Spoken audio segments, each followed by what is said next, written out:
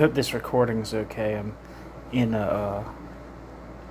room with a window unit air conditioner that's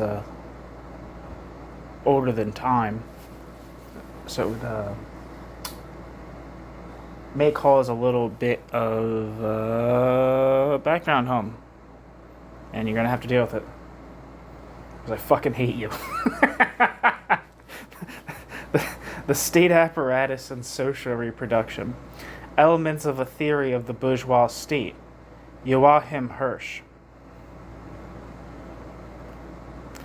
The general concept of the bourgeois state. Modern theories about the interventionist state, whether they come from economists or from students of political and administrative science, are concerned with the specific forms and techniques of the administrative management by the state of the process of social reproduction.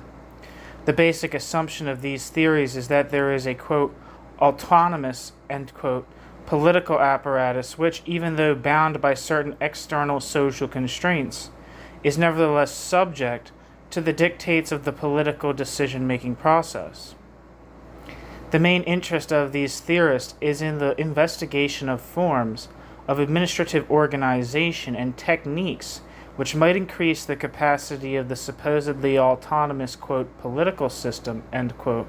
to control the process of social reproduction in order to make this process more or less manageable politically.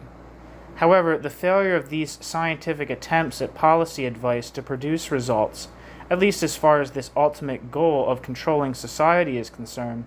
suggests that there may be a fundamental failing in the theory itself. This weakness, which shared even by more critical approaches, which point out the, quote, disruption potential, end quote, of unbalanced structures of social influence and power of prohibitive external constraints, has its basis in the peculiarly naive and superficial understanding which bourgeois theorists of the state have of their object.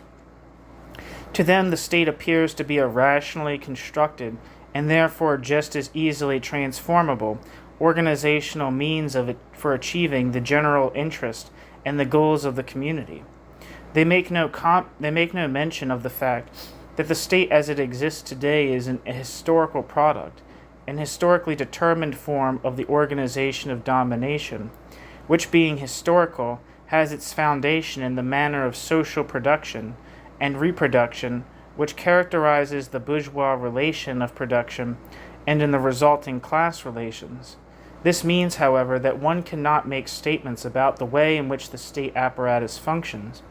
and about the conditions and possibilities of the political management of the system,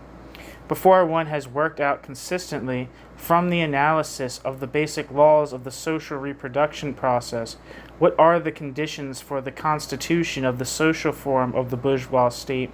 and the resulting determinants of its functions. The failure to define the social character of the state apparatus, which, however, can be understood only on the basis of an historical materialist theory of the state, leads to the illusion as to the power of the state characteristic of bourgeois political theory, and the latter's practical failings as well as its explicitly ideological function. Eugene Picciotto formulated the crucial question for the evaluation of the bourgeois state and its mode of functioning briefly and precisely. Quote, why does the dominance of the class, a class, not continue to be what the dominance of a class is? That is to say, the subordination in fact of one part of the population to another. Why does the dominance of a class take on the form of official state domination? Or, which is the same thing, why is not the mechanism of state constraint created as the private mechanism of the dominating class? Why is it dissociated from the dominant class, taking the form of an impersonal mechanism of public authority isolated from society, end quote? Picciotto. This question of what distinguishes the bourgeois state from all previous forms of the exercise of power and domination is a question of the specific social form of the state and not of the particular content of its activity, The, quote, functions of the state, end quote, cannot be discussed so long as there is a lack of clarity about the character and the conditions for the constitution of the specifically bourgeois form of political domination. Max Weber correctly pointed out that the, quote, state, end quote, cannot be defined from the content of its activity, and that there was hardly a function, quote, which had not been taken in hand at some time by some political association, and, on the other hand, also no function of which one can say that it has ever and always been exclusively performed by those associations which one designates as the political or today, which one designates as political or today as states, end quote.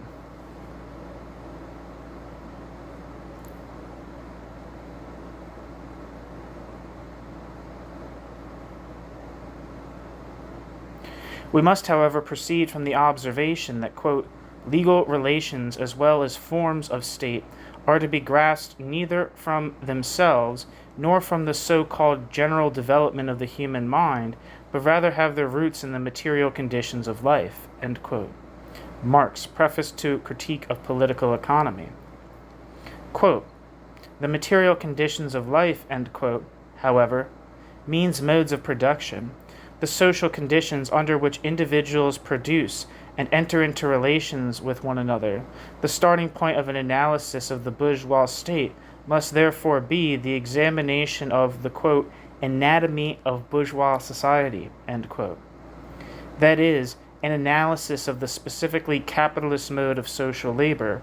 the appropriation of the surplus product, and the resulting laws of reproduction of the whole social formation, which objectively gives rise to the particular political form.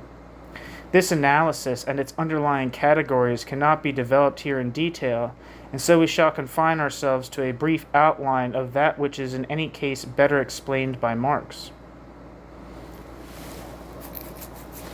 Bourgeois society is generally characterized by private production and exchange based on the division of labor and private property. The dominant form of commodity production implies the twofold nature of social labor as creator of abstract value and concrete useful objects. That is, the specifically bourgeois form of socialization is determined by the private labors which are carried on independently of one another, and the social bond which necessarily establishes itself behind the backs of the producers, quote, is expressed in exchange value, by means of which alone each individual's own activity or his own product becomes an activity and a product for him. The social character of activity, as well as the social form of the product, and the share of individuals in production, here appear as something alien and objective, confronting the individuals not as their relation to one another,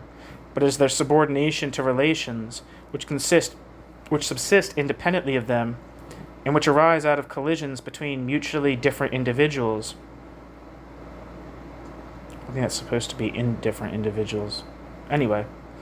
their mutual interconnection appears as something alien to them, autonomous, as a thing, end quote. Grundrisse.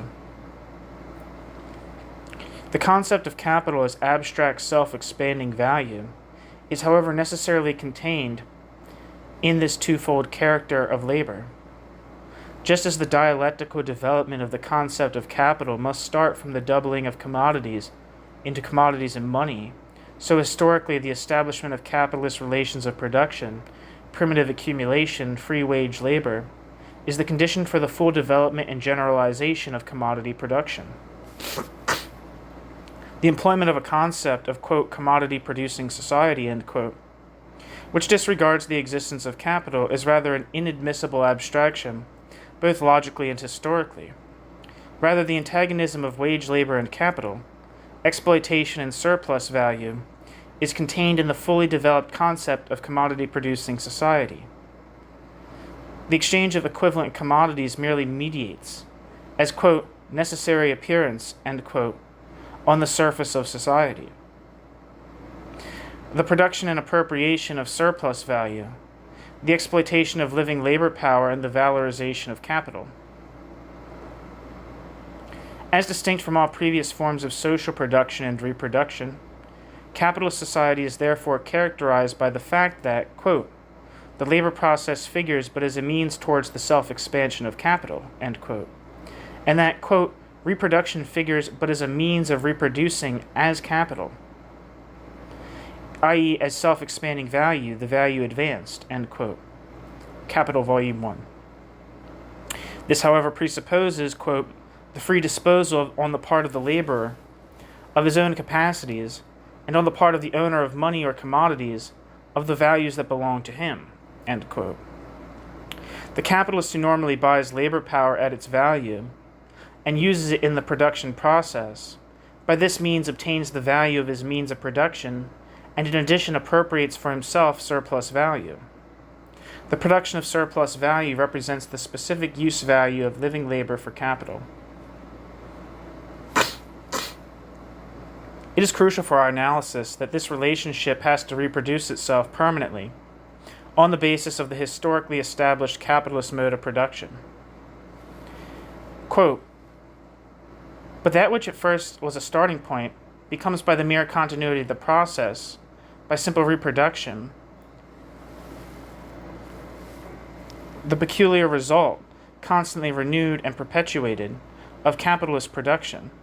On the one hand, the process of production incessantly converts material wealth into capital, into means of creating more wealth and enjoyment for the capitalist. On the other hand, the laborer, on quitting the process, is what he was on entering it, a source of wealth but devoid of all means of making that wealth his own. Since his own labor has already been alienated, and since by the sale of his labor power it has been appropriated by the capitalist and incorporated with capital, it must during the process be realized in a production that does not belong to him. Since the process of production is all the process by which the capitalist consumes labor power, the product of the laborer is incessantly converted,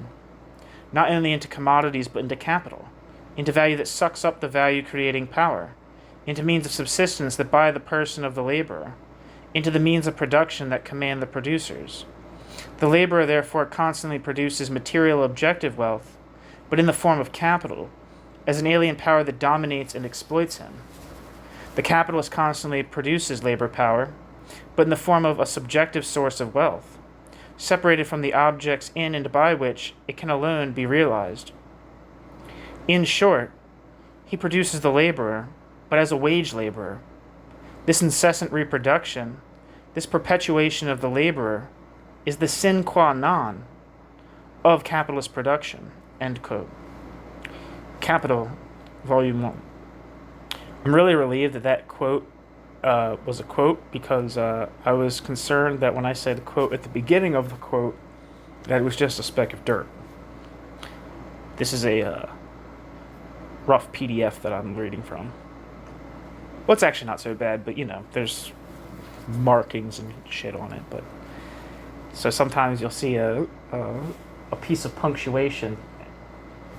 some kind of punctuation mark, and like, what the fuck is that? Is that dirt, or is that a comma?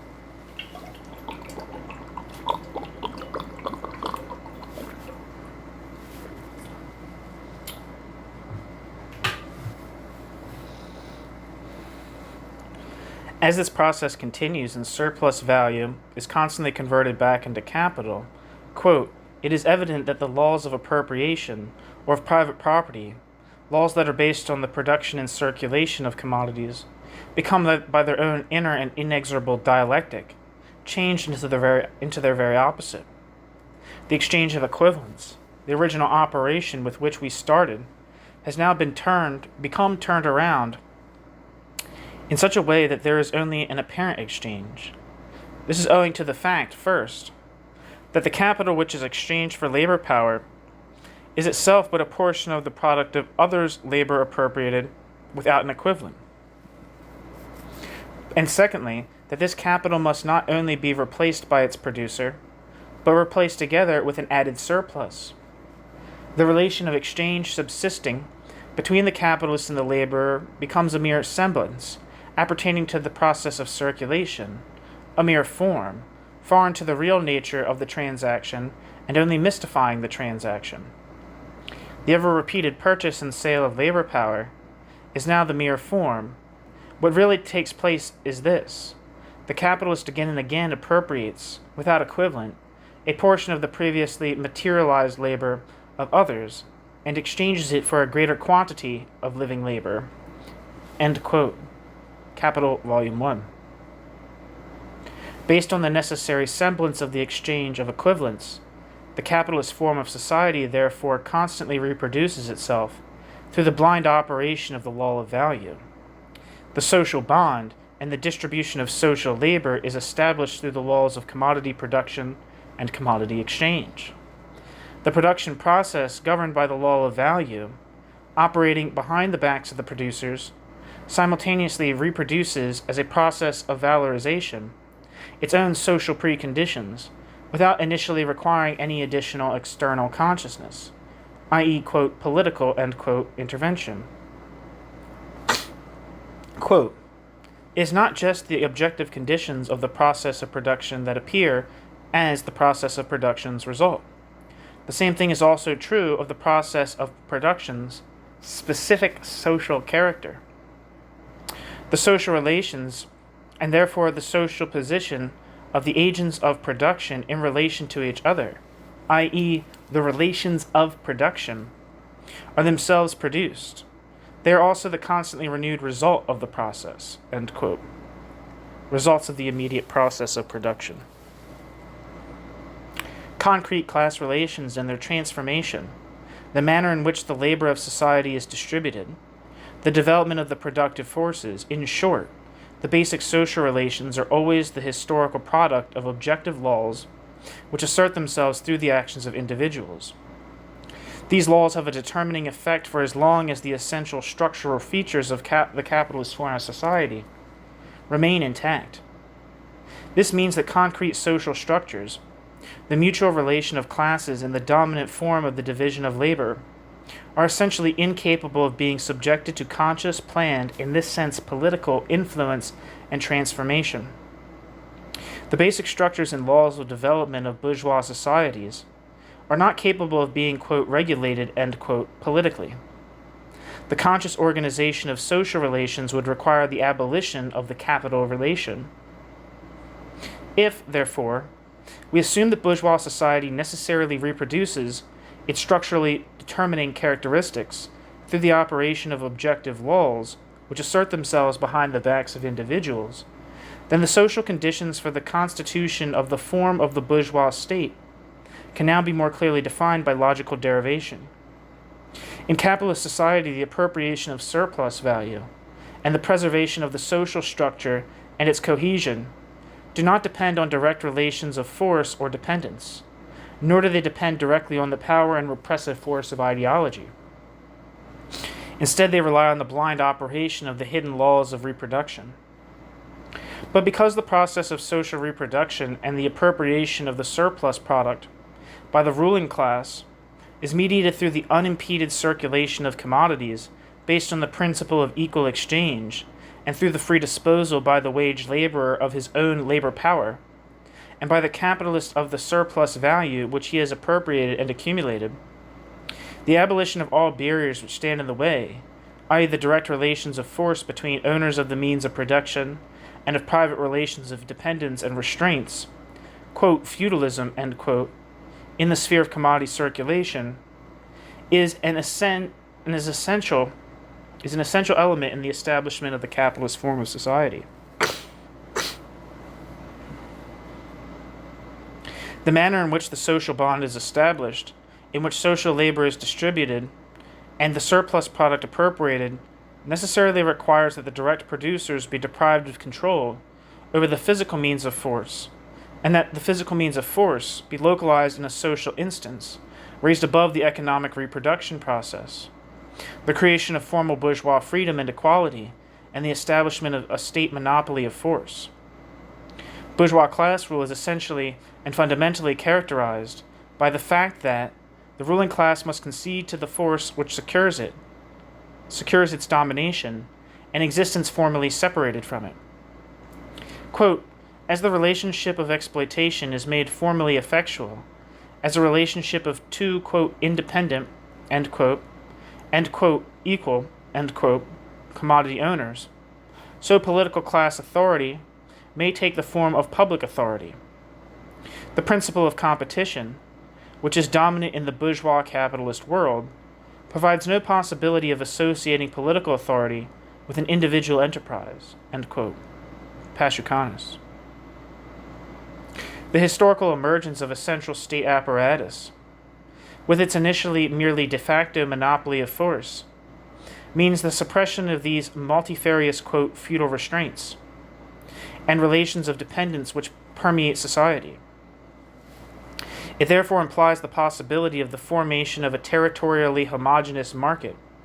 and the centralization of force necessary for reproduction under capitalist conditions in an instance which is raised up above society, which reproduces itself on the basis of its immanent laws, and formally separated from the producers who enter into reciprocal commercial relations with one another. But the creation of a territorially united and circumscribed market area in which capital can circulate freely also requires the concentration of force for the purpose of its effective external use, the protection of the bourgeoisie and its rule against forcible external interference, and the creation of an apparatus of force as a means of asserting its common interests externally on the, quote, world market, end quote. Quote, constraint, as the command of one person addressed to another and confirmed by force, contradicts the basic condition precedent to the intercourse between owners of commodities. In a society of commodity owners, and within the limits of the act of exchange, the function of constraint can therefore come out as a social function, can therefore not come out as a social function, since it is not abstract and impersonal. For a commodity-producing society, the subordination to man as such, to man as a specific individual, means the subordination to arbitrary caprice, since for that society, it coincides with the subordination of one commodity owner to another. End quote. Picciotto. The process of the centralization of force therefore implies, at the same time, its abstraction from the concrete relations of production, its transformation into, quote, extra-economic, end quote, political force. Trois. For this very reason, however, the, quote, particularization, end quote, of the bourgeois state as an apparatus of force cannot be understood as the institutionalization of a, quote, general will, end quote, but means rather the separation of the political apparatus of bourgeois society from real individual and common interests. Quote, this fixation of social activity, this consolidation of what we ourselves produce into a material power above us, growing out of our control, thwarting our expectations, bringing to naught our calculations, is one of the chief factors in historical development up till now, and, out of this very contradiction between the particular and the common interests, the common interest assumes an independent form as the state, which is divorced from the real individual and collective interests, end quote. Since the individuals, quote, are neither subsumed under a natural community,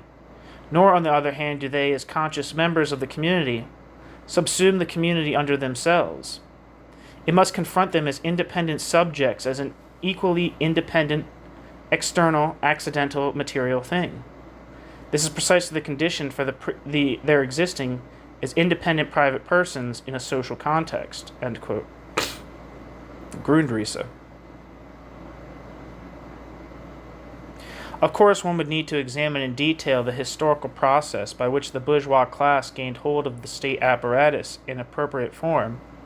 how, through long struggles, the bourgeoisie remolded the outdated feudal and feudal absolutist apparatus of domination for the bourgeoisie's own ends.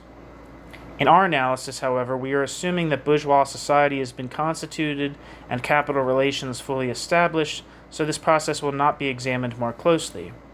We shall therefore not be discussing the phase of historical development in which capital, still undeveloped, did not totally determine the law of motion of social reproduction, and in which the bourgeoisie, still weak, both politically and economically, needed for the maintenance of the bourgeoisie's position and alliance with non-capitalist classes and power groups, and was therefore compelled to turn antagonisms within these groups, for instance, between absolute monarchs and estates, between town and country, to the bourgeoisie's own advantage. Such an analysis of the historical constitution of the bourgeois state would also have to trace in detail the process, likewise omitted here, of the shaping of the specific elements of its form. The establishment of the formal non-disposal of the immediate possessor of state power, of the means of production, the consequent maintenance of the state apparatus from deductions from revenue, quote, fiscal state, end quote, the separation of the spheres of, quote, private and, quote, public law, the autonomization of the state apparatus as an abstract person, vis-a-vis the concrete person of the monarch,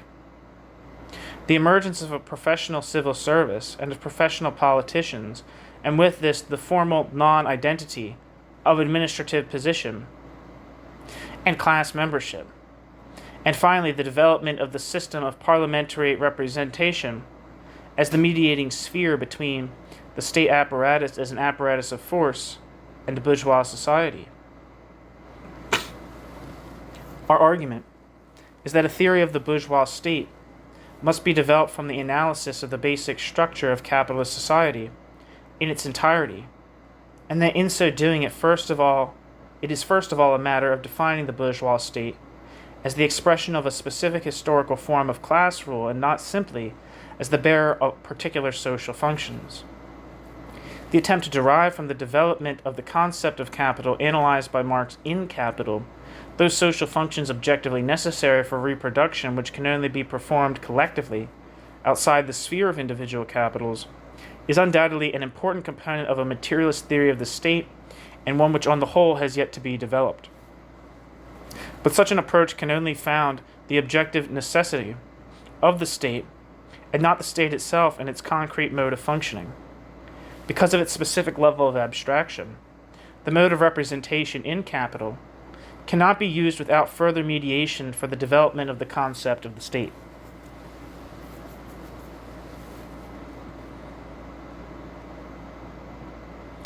In the determination of the form of the bourgeois state as an autonomous apparatus raised above the reproduction process, its social functions are contained only abstractly and generally. At the same time, however, the character of the capitalist reproduction process also turns out to be the basis of the contradictions contained in the form itself.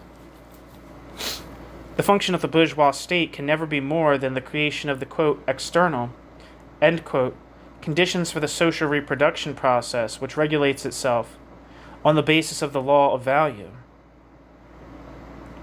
The social process of production and reproduction cannot be the direct object of state activity. On the contrary, it is the latter which is determined by the laws and development of the reproduction process. Thus, the state apparatus does safeguard the general rules of commodity and monetary intercourse,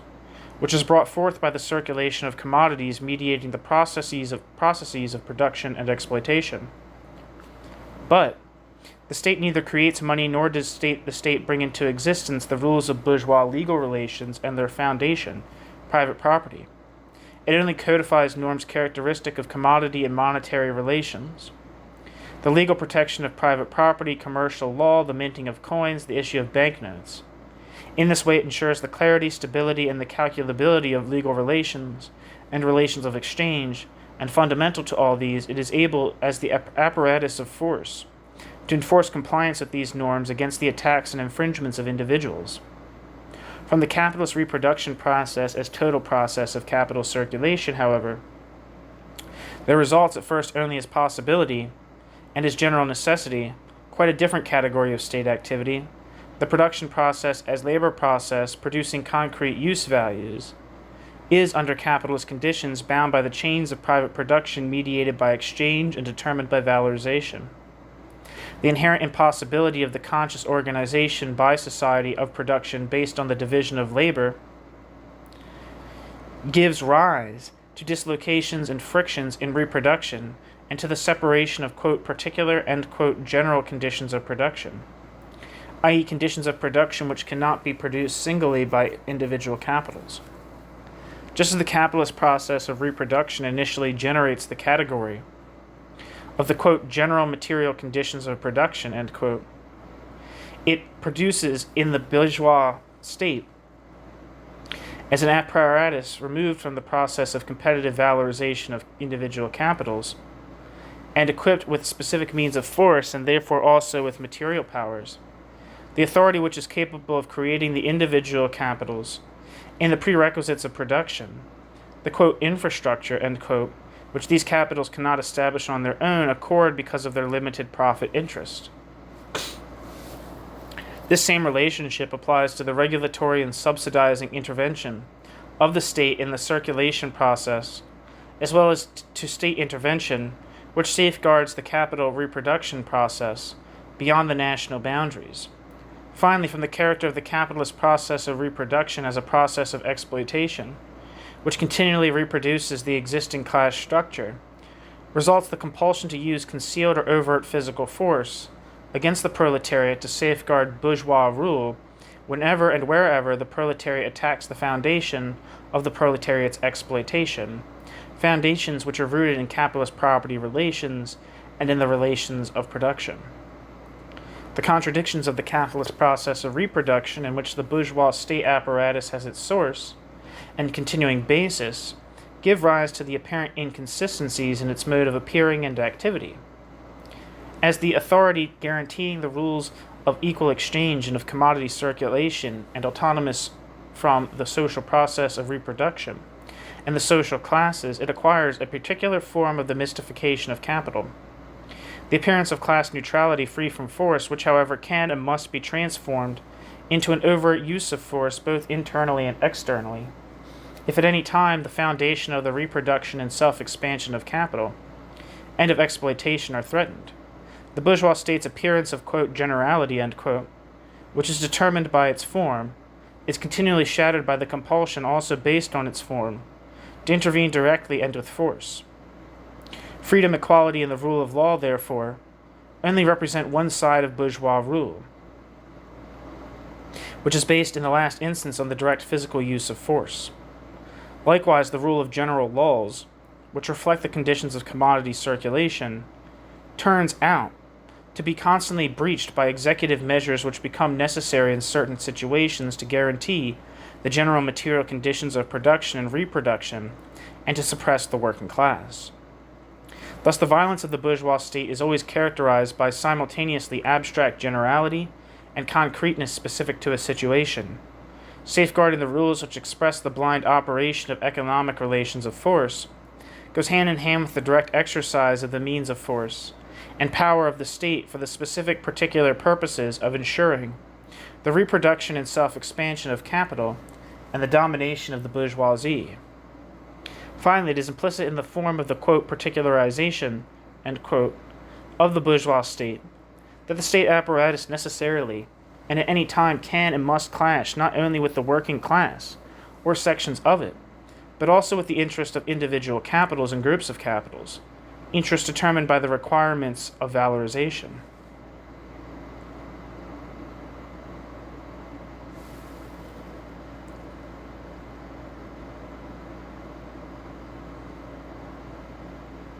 Where am I?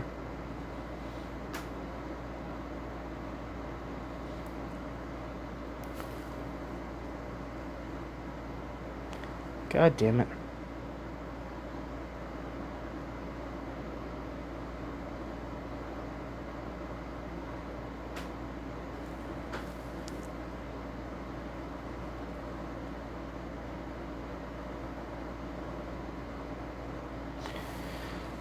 But this means that just as the bourgeois state does not originate historically as a result of the conscious activity of a society or class in pursuit of its, quote, general will, end quote, but rather as the result of often contradictory and short-sighted class struggles and conflicts, its specific functional mechanisms also evolve in the context of conflicting interest and social conflicts. That is, the concrete activities and measures of the state come into being, not as the result of the abstract logic of a given social structure, or of an objectively given historical process of development, but only under the pressure of political movements and interests which, acting on this basis, actually succeed in pressing home their demands. The state's, quote, particularization, end quote, has continually to reestablish itself afresh and maintain itself in this process of conflict and collision of interests. Not least of the consequences of this is the imperfection, incompleteness, and inconsistency of state activity, but also at the same time the relative contingency of the political process, a contingency which cannot be derived from the general determinations of the capital relation. To sum up, from the determination of the form of the bourgeois state,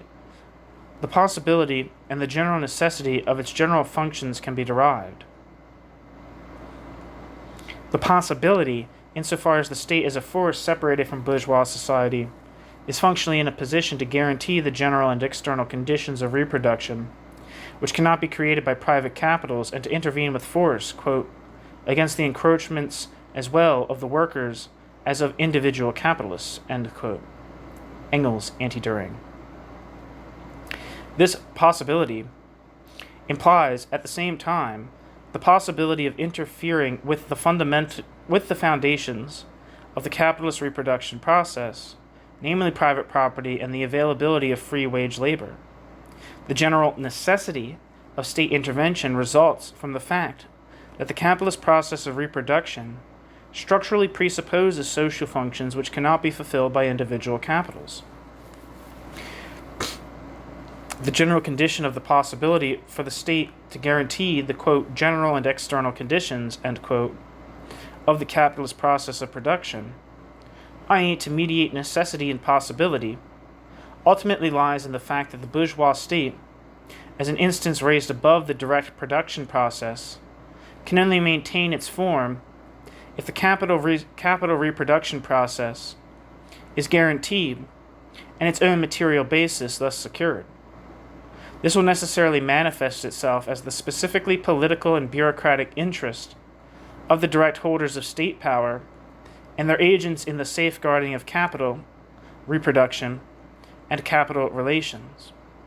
This is why the bourgeois state must function as a class state even when the ruling class, or a section of the ruling class, does not exert direct influence over it.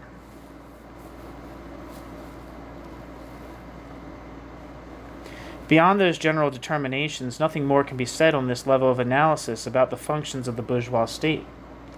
To that extent, the general, quote, derivation of form, end quote, cannot go beyond trivialities. To go beyond this would require an analysis of the concrete historical development of the capitalist reproduction process and of the changing conditions of capital valorization and class relations. It would be wrong, however, to reduce this to a matter of crass empiricism and historiography. On the contrary, it is necessary to develop a theoretical and conceptual framework for the analysis of the process of capitalist development. In other words, an analysis of the concrete mode of appearance of the bourgeois state and its changing functions is only possible on the basis of a theory of the capitalist process of accumulation and crisis. Only such a theory can supply the categories which define how empirical history is to be written and interpreted. Like the analysis of the form of the state, such a theory must start from the dual character of labor and the consequent determination of the capitalist process of production as the contradictory unity of labor process and process of valorization. The expanded reproduction of capital involves not only the tendency for the capital relation to be universalized, generalization of the production of exchange values, the subsumption of ever more spheres of social production under capital, and with that subsumption, the determining imposition of capitalist class relations, but also the permanent transformation and technological revolutionization of the labor process and the labor process's material basis, the progressive development of the productive forces to the point where the productive forces must burst the bounds of the capital relation. The capitalist mode of production is, quote, a technologically and otherwise specific mode of production, capitalist production, which transforms the nature of the labor process and the labor process's actual conditions, end quote. Marx, results of the immediate process of production, which is on my channel. The compulsion to produce relative surplus value, and thereby to transform constantly the technological basis of the labor process, to create large machinery and establish fixed capital, as the adequate form of capital is posited by the capital relation itself. Driven on by capital, the development of class relations and of the productive forces, of the material shape of the labor process, and hence the socialization of production, fundamentally alters the political structure of bourgeois society, imposes specific technologically determined changes in the form of individual capitals, limited companies, monopolies, and thereby alters the conditions for the operation of the law of value, which is mediated through the circulation of money and commodities. This leads to a situation where, quote, with the increasing socialization of production, it is precisely the material side which increasingly gains in significance, and this necessarily, because capital with its narrow orientation towards surplus value is indifferent to the use value side of production, leads to disruptions in the reproduction process, which require the intervention of the state, end quote. Lepla, 1973. The capital accumulation process and the change in the technological basis of production embodied in the accumulation process gives rise continuously to material barriers to the process of valorization, barriers which cannot be overcome by privately producing capitals alone. An analysis of the capitalist accumulation process must above all explain how the capitalist production process, on the strength of its inherent laws and through the technological transformation of the labor process, and the development of the productive forces, itself produces the barriers to the valorization of capital, which manifest themselves through crisis, and the way in which the capitalist crisis itself becomes the necessary vehicle for the actual implementation of state interventions to safeguard reproduction.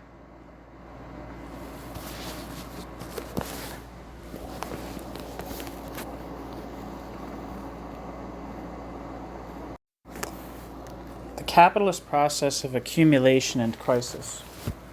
The capitalist process of reproduction is of necessity reproduction on an expanded scale, a process of accumulation. The permanent reconversion of surplus value into capital is imposed on the individual capitalist as an external coercive law through competition. Quote, it compels him to keep constantly extending his capital in order to preserve his capital, but extend it he cannot except by means of progressive accumulation, end quote. What decisively determines the process of accumulation, according to Marx, constitutes the essential point of analysis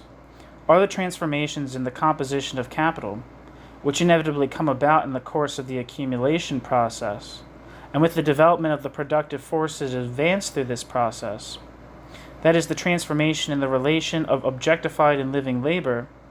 in the production process, the results of which culminate in the tendency of the rate of profit to fall. For Marx, quote, this law of the tendency of the rate of profit to fall, end quote, is, quote, in every respect, the most important law of modern political economy and the most essential for understanding the most difficult relations. The law of the tendency of the rate of profit to fall, it is the expression of the tendency inherent in capital itself towards the progressive development of the productive forces, end quote. Grundrisse. The necessity for the changes in the value composition of capital which bring about the tendency for the rate of profit to fall can be derived from the fundamental class contradictions of the capitalist mode of production. Quote, once given the general basis of the capitalist system, then, in the course of accumulation, a point is reached at which the development of the productivity of social labor becomes the most powerful lever of accumulation, end quote.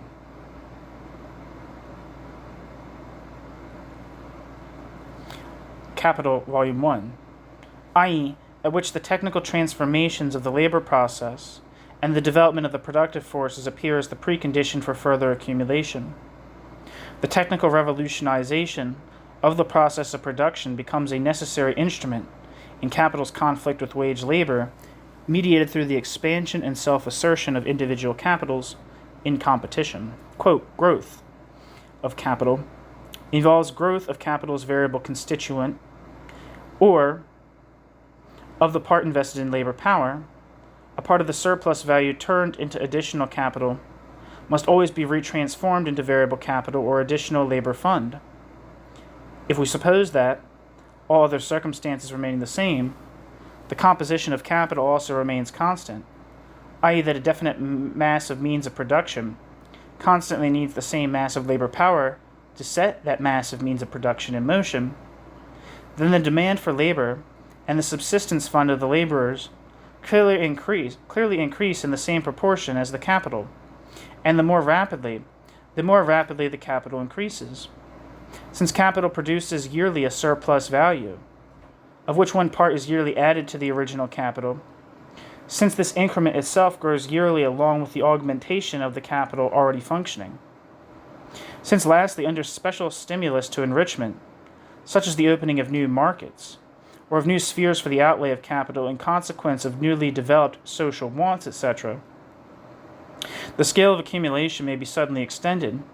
merely by a change in the division of the surplus value or surplus product into capital and revenue. The requirements of accumulating capital may exceed the increase of labor power or of the number of laborers. The demand for laborers may exceed the supply, and therefore wages may rise." End quote. By the very mechanism of its own accumulation, capital is therefore forced to introduce into the production process technical changes, which continually set living labor free and make living labor superfluous.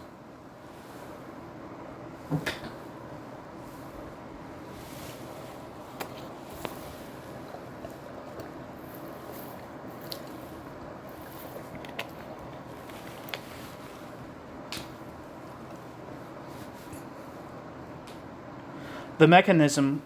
of its self-valorization, therefore, compels capital constantly to detach itself from its basis, living human labor power.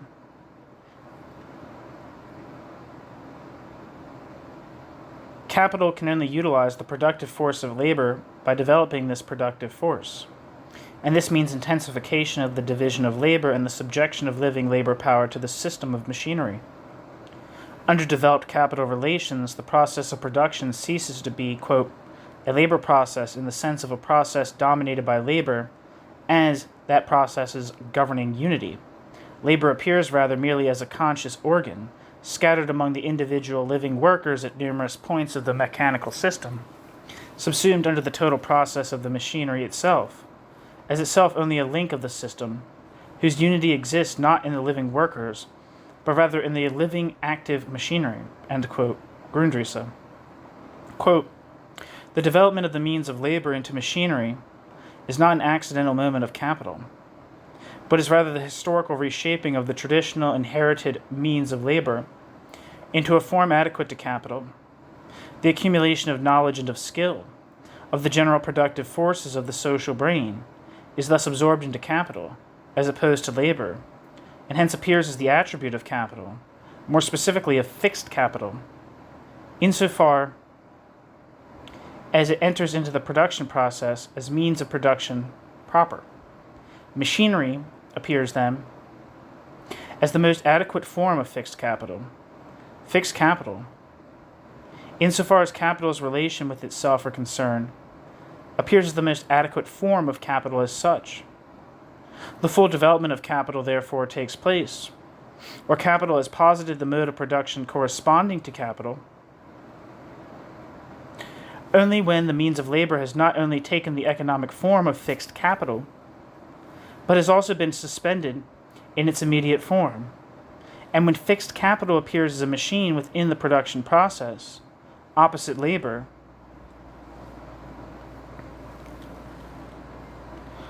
and the entire production process appears as not subsumed under the direct skillfulness of the worker, but rather as the technical application of science. End quote. Grundrisse. With the establishment of its mode of production and the constant expansion of its sphere, the world market, capital carries through the progressive division of social labor and the enormous extension of machinery as the embodiment of the social productive forces of society, confronting the individual worker. To the individual capitalist searching for additional profit in the struggle for survival, This movement appears as a continual pressure to reduce wages,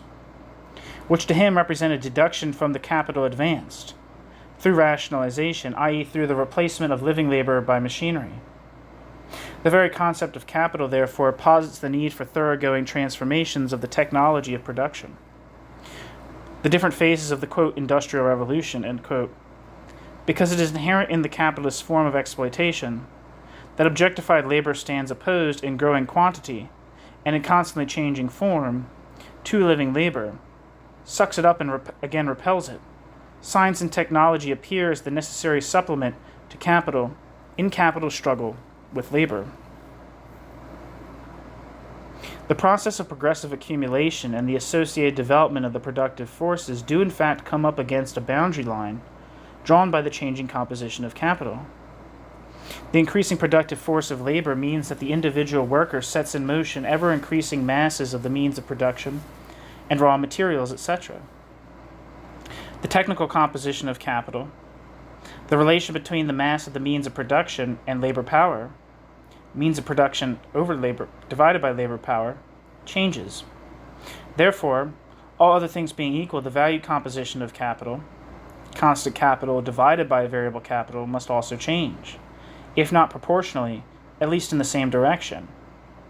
Marx calls the, quote, value composition of capital, insofar as the value composition of capital is determined by capital's technical composition and mirrors the changes of capital's technical composition, the organic composition of capital, end quote. Capital Volume 1. Given a constant rate of surplus value value divided by variable capital, the rate of profit, which refers to the total capital, surplus value divided by constant capital and variable capital, must drop if the organic composition increases. If the rate of profit falls to a point at which the mass of profit produced is too small to enable newly produced surplus value still to be profitably accumulated, at which point there is a relative overproduction of capital, the process of accumulation must break down. In this tendency for the rate of profit to fall lies the absolute necessity of that which is contained only as possibility in the circulation of money, the manifest crisis of capitalism. The accumulation process of capital as a process of exploitation contains the constant feature of open or latent class struggle, and must therefore be analyzed basically as a social process of crisis. The open outbreak of economic crises can therefore not be looked upon as a, quote, deviation, end quote, from, quote, the normal course, end quote, of accumulation. Rather, it signifies the sharpening and manifestation of a fundamental contradiction propelled by the accumulation of capital. It can be deduced from the law of the tendency of the rate of profit to fall that this contradiction cannot remain dormant, but that the latent crisis of capital must repeatedly be transformed through the disruption of the accumulation process into open crisis. Then at the latest, however, the objective sharpening of class contradictions makes itself openly felt. The ability of living labor to maintain a capital value, which constantly swells as accumulation proceeds, and the productive power of labor develops, and thus to produce a growing mass of use values, is at the same time the basis of its own permanent overproduction, of masses of workers being continually replaced and displaced, of the production of an industrial reserve army. With the growth of capital, of total capital, its variable constituent increases too, but in constantly decreasing proportion. Therefore, with the development of the capitalist mode of production, an ever greater amount of capital is required to employ the same or an increasing number of workers. In this way, the reserve army, present but latent in a period of rapid accumulation, comes openly to the fore only when the accumulation process slackens and stagnates. It is thus only with the slackening or with the breakdown of the accumulation process that the contradiction of the development of the productive forces under capitalist conditions is manifested, and the intensifying class antagonism comes into view. Progressive accumulation, or, quote, steady growth, end quote, therefore constitutes a decisive and at the same time an increasingly unattainable prerequisite for the latency of class conflict. If the, quote, progressive tendency of the general rate of profit to fall is, therefore, just an expression peculiar to the capitalist mode of production of the progressive development of the social productivity of labor, end quote. Capital Volume 3. This shows that the capitalist mode of production finds its own limits in the development of the productive forces, which itself brings about. Quote, the contradiction of the capitalist mode of production, however, lies precisely in the capitalist mode of production's tendency towards an absolute development of the productive forces, which continually come into conflict with the specific conditions of production in which capital moves and alone can move, end quote. Capital Volume 3. Quote, the real barrier of capitalist production is capital itself, end quote. Capital Volume 3. After this general presentation of capitalism's tendency towards crisis and collapse, which results from the implications of the law of value itself, there now remains the real problem of the investigation. The question why this collapse has not yet occurred, i.e., what concrete developments have modified and modify the operation of this general law of the tendency for the rate of profit to fall. This is a decisive question for the determination of the functions of the state. Therefore, it is necessary to go more closely into the character of the capitalist mechanism of crisis. A fundamental determination of the capitalist mechanism of crisis lies in the fact that, mediated through the actions of individual capitals in competition and through class conflict, quote, the same influences which produce a tendency in the general rate of profit to fall also call forth counter-effects, which hamper, retard, and partly paralyze this fall of the rate of profit. End quote. Marx, Capital, Volume 3. The principal basis of these counter-effects is, on the one hand, the fact that the growth in the productive power of labor itself cannot leave the value composition of capital and the rate of surplus value unaffected. And on the other hand, the possibility of concentrating increasing masses of surplus value in the industrial centers of accumulation. Marx only began to describe these, quote, counteracting influences, end quote, in the 14th chapter of Capital Volume 3. And indeed, it is not possible to do more. Not the law itself, but rather the, quote, counteracting tendencies, end quote, and their mode of operation can be determined from the concrete development of the accumulation process. They change their mode of appearance and their significance according to the phase of capitalist development. If one starts from the basic underlying value relation, leaving aside for the moment an historical analysis deduced from the capitalist system's mechanism of crisis and class struggle, the, quote, counteracting influences, end quote, must be differentiated and systematized as follows. The most important counter-tendency, itself based on the technological transformations of the labor process which determine the law, results from the associated increase in productivity of labor. This produces a tendency for the cheapening of the elements of constant capital, and an increasing economy in the elements of constant capital's use, consequently curbing the rise of the organic composition. Technical progress also provides the basis for the form of, quote, economizing, end quote, in the use of constant capital, resulting from an increase in the rate of turnover. The shortening of the production and circulation time resulting, for instance, from the development of techniques of organization, planning, and management, or the improvement of means of communication. On the other hand, the increase in the productivity of labor can lead to a relative cheapening of the means of consumption of the worker, and thus to a fall in the value of the commodity labor power. Provided that labor time remains the same, the relation between necessary labor and surplus labor shifts in favor of the latter. The rate of relative surplus value increases, and all other things being equal, so does the rate of profit. This means that in the accumulation process, the organic composition of capital will not change to the same extent as the technical composition, and that the rate of exploitation based on the production of relative surplus value necessarily increases. The fact that the same causes which bring about the law of the tendency for the rate of profit to fall, the technological transformation of the labor process, also generate consequences which weaken its effect, means that it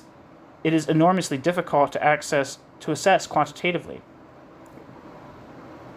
Excuse me, let me repeat that sentence. The fact that the same causes which bring about the law of the tendency for the rate of profit to fall, the technological transformation of the labor process, also generate consequences which weaken its effects. its effect, means that it is enormously difficult to assess quantitatively,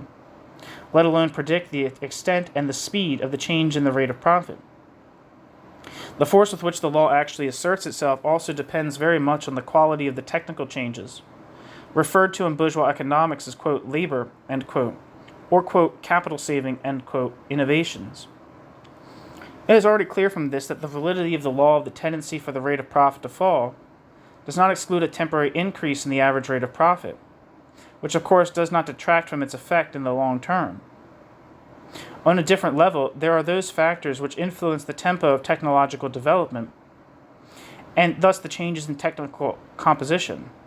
the possibility of accumulation on an unchanged technological basis, and the subsumption of social spheres of production with lower organic composition under the reproduction process of capital. Both are linked to the existence of a relative surplus population and are increasingly restricted by the progressive subjection of the world to capitalism. In yet another context, there are those factors which lead to the destruction and devaluation of capitals already accumulated by war, in a cyclical crisis, or by new inventions. Finally, the rate of profit is, of course, influenced by measures which lead to an increase in the absolute rate of surplus value, lengthening of labor time, intensification of labor, and the forcing down of wages below the value of labor power. We can thus distinguish two groups of influences, one of which is directly based on the technological changes in the labor process, whilst the other, quote, counteracting influences, end quote, supervene in an external or only mediated form. Significant for a theory of accumulation, but without influence on the development of the average rate of profit are, on the other hand, all those processes which lead to an unequal distribution of profit between capitals. Essential here are above all the factors which lead to a concentration of profit masses in the industrial centers of accumulation. These include the reduction of the share of the non-industrial parts of the bourgeoisie in total surplus value, decrease in ground rent, elimination of commercial profit, and what Keynes called the, quote, euthanasia of the rentier, end quote. Equally, but in fact increasingly difficult to realize with the development of the crisis-ridden nature of capitalism, the decrease of unproductive groups of the population, living on deductions from revenue, the liberal professions, state employees, the military. Of decisive importance is advanced capitalism are, finally, the non-equalization, or splitting, of the rates of profit resulting from the development of international monopolies, the formation of share capital, and the taking over by the state of unprofitable spheres of production, and also the continuous transfer of value flowing through unequal exchange on the world market within the imperialist system from the dependent countries to the advanced capitalist metropoles. Such a systematization of the counteracting tendencies does not tell us much about their actual effect. This can be clarified only by an examination of the concrete development of the process of accumulation, the completion of the competition of individual capitals and crisis, through which the laws analyzed by value theory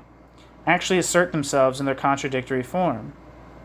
At this stage, only a few general statements can be made. As the rate of accumulation cannot diminish proportionally with the fall in the rate of profit, but must, as accumulation of competing individual capitals, and on pain of an open outburst of class conflict, advance progressively with the impetus of the capital already accumulated. A crisis erupts when the amount of produced surplus value appropriated by individual capitals is no longer sufficient to maintain the necessary rate of accumulation, and hence the existing mass of surplus value can no longer be profitably capitalized. The, quote, overaccumulation, end quote, the, quote, overaccumulation of capital is always at the end point of a period of accumulation wherein the expansion of production parallels the expansion of capital. When existing conditions of exploitation, i.e. the value relation of dead and living labor, rate of surplus value, etc., precludes a further profitable capital expansion, crisis sets in, end quote. Paul Maddock. The relatively decreased mass of surplus value consequently appears as the overproduction of capital. This means, quote, that accumulation has reached a point where the profits associated with it are no longer large enough to justify for the average individual capital, further expansion. There is no incentive to invest, and because there is no new or no substantial new investment of capital, the demand for all commodities declines, end quote. Matic. Quote, overproduction of capital is never anything more than overproduction of means of production, of means of labor and necessities of life, which may serve as capital, i.e., may serve to exploit labor at a given degree of exploitation. A fall in the intensity of exploitation below a certain point, however, calls forth disturbances and stoppages in the capitalist production process, crises and destruction of capital, end quote. Capital Volume 3. Quote, the resulting general lack of demand appears as the overproduction of commodities, and this apparent overproduction suggests the realization problem as the cause of crisis, end quote. Matic. Existing disproportionalities, unevenness of the economic structure, and circulation problems, which remain concealed in a period of smooth accumulation, emerge into the open in the crisis and are violently pushed aside through the crisis. They are of course not to be grasped as the cause of the general crisis, but as a reinforcing and possibly triggering element.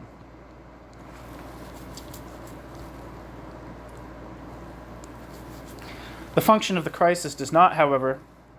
consist only in abolishing existing disproportionalities in the production mechanism. It is at the same time and above all a vehicle for the mobilization of counter-tendencies to the fall in the rate of profit.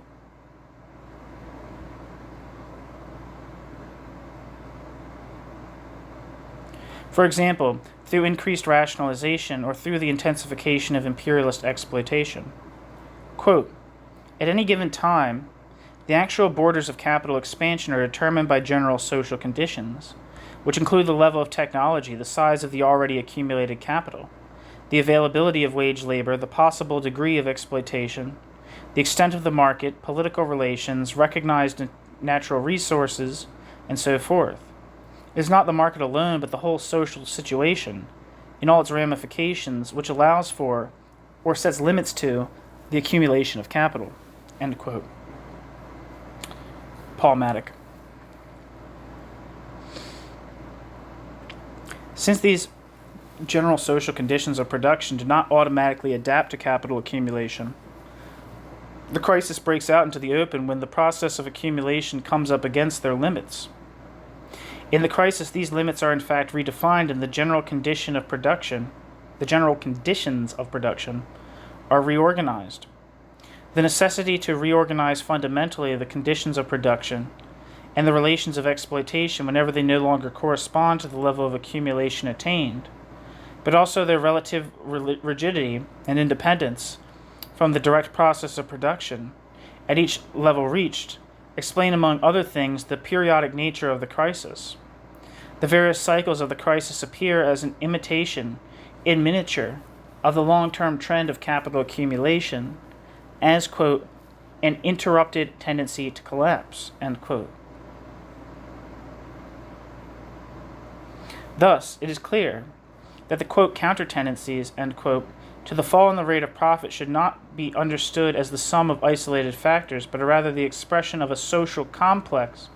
of conditions of production, and assert themselves in an increasingly crisis-ridden manner, and in any case not merely in the normal course of the accumulation process, and in the expanded reproduction of capital relations by capital itself. The mobilization of counter-tendencies means in practice the reorganization of a historical complex of general social conditions of production and relations of exploitation in a process which can proceed only in a crisis-ridden manner. Thus the real course of the necessarily crisis-ridden process of accumulation and development of capitalist society decisively depends on whether and in what manner the necessary reorganization of the conditions of production and relations of exploitation succeeds. This is essentially effected by the action of the competing individual capitals and by the outcome of class conflict on an international scale. Therefore, the course of capitalist development is not determined mechanically or by some kind of law of nature. Within the framework of its general laws, capitalist development is determined rather by the actions of the acting subjects and classes, the resulting concrete conditions of crisis, and their political consequences. It is now possible to say something about the logical character of the law of the tendency for the rate of profit to fall and its relation to empirical reality. The law denotes the objective reference point grasped in value categories of capital strategies and class conflicts, which can appear on the, quote, surface of society, end quote, and in the consciousness of the production agents only in mediated and inverted form, and the results of which do not leave any direct imprint on the level of empirical measurements, composition of capital, wage ratio, profits. Insofar as capital, in its struggle for rate and mass of profit, is forced to mobilize, quote, counteracting forces, end quote, in the form of increased exploitation so as to be able to continue to exist, the law of the tendency for the rate of profit to fall denotes the objective basis of actual class struggles. Only the formulation of the value theoretical context comprised in the law allows one to define the actions of fighting classes as strategies, so long as their social context remains hidden or partially hidden from the actors acting under the domination of the law of value. It depends on the success of these strategies and on the result of the struggles whether the tendency of the rate of profit to fall becomes empirically visible or not. The same laws, the existence of which can remain hidden for long periods by the effectiveness of, quote, counter-tendencies, end quote, manifest themselves with the development of an open crisis. The law of the tendency for the rate of profit to fall expresses the objective framework of reference within which class conflicts take their historical course. The, quote, counteracting influences, end quote, denote the results and conditions of these conflicts, which assume the form of complex social relations. In other words, the law of the tendency for the rate of profit to fall cannot by itself explain the empirical course of development of capitalist societies.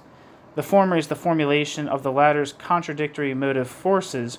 which manifest themselves, always modified by a great variety of empirical conditions and historical peculiarities, and are expressed in class struggles, capital strategies, and in the course taken by crises.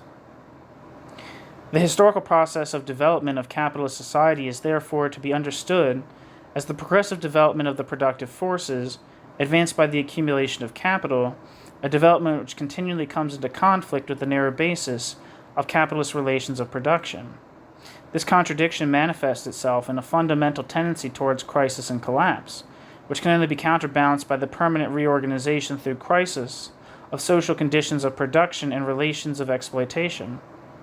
The barriers set by capital in the course of its self-valorization, through the necessary transformation of the technological basis of the labor process, the development of the productive forces and socialization, can only be temporarily broken through by the reorganization, through crisis and mediated by political and economic struggles, of complex social relations and conditions of production. The historical concretization of state functions is essentially to be determined from the context of crises, so defined, and from the political movement to which the crises give rise. What, quote, the guarantee of the general and external conditions of the process of production, end quote, means in concrete terms essentially depends on the crisis-ridden course of the reproduction process. It is achieved politically by means of the political actions of the social groups and classes, actions which proceed from the changes in class relations and the relations of exploitation. Before we go on to derive the way in which the state apparatus functions from the context of the reproduction and crisis of the capitalist system, it is important to have a more precise understanding of the concept of the, quote, reorganization of the conditions of production, end quote. It is a question of analytically distinct, if also closely related, changes in the whole economic basis, the implementation of which can be objectively determined as a strategy of capital for the organization of, quote, of complex, quote, counter-effects, end quote. The historically determining features are, above all, first, the changes in the form of capital itself.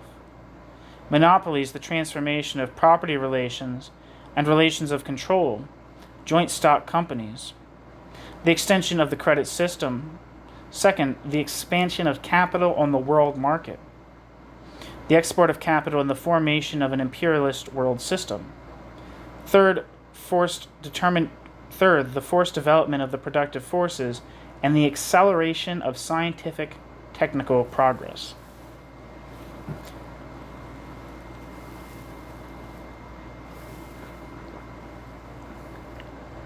1. The cyclical course of the capitalist process of accumulation is coupled with a progressive concentration and centralization of capital. Some capitals are destroyed and disappeared in the crisis, others lose their independence and are absorbed by larger capitals. This process is itself an essential element in the periodical reorganization of the general conditions of valorization, insofar as it reduces the total value of capital and eliminates less productive individual capitals. The tendency towards monopoly is not simply a mere consequence of the crisis, but is at the same time one of the crisis's essential functions as the mechanism for reorganizing the structure of capital. This is true especially insofar as the progressive development of the productive forces, increasingly only the larger individual capitals, are still in a position to implement the technical changes in the production process necessary for reproduction. For instance, the transition to mechanized and automated mass production, and their economic preconditions, for example, the control of large markets and the extension of comprehensive sales organizations. Decisive prerequisites and levers of a progressive centralization of capital are the extension of the credit system and the formation of joint stock companies. Capital Volume 1. As, quote, the abolition of capital as private property within the framework of capitalist production itself, end quote. Capital Volume 3, and is, quote, controlled over the capital and property of others and thereby over the labor of others, end quote. Capital Volume 3. They allow the productive forces to develop beyond the limit set by the direct private ownership of the means of production. Given the objectively increasing socialization of production, they create an area in which capital can act as social capital within the private capitalist relations of production.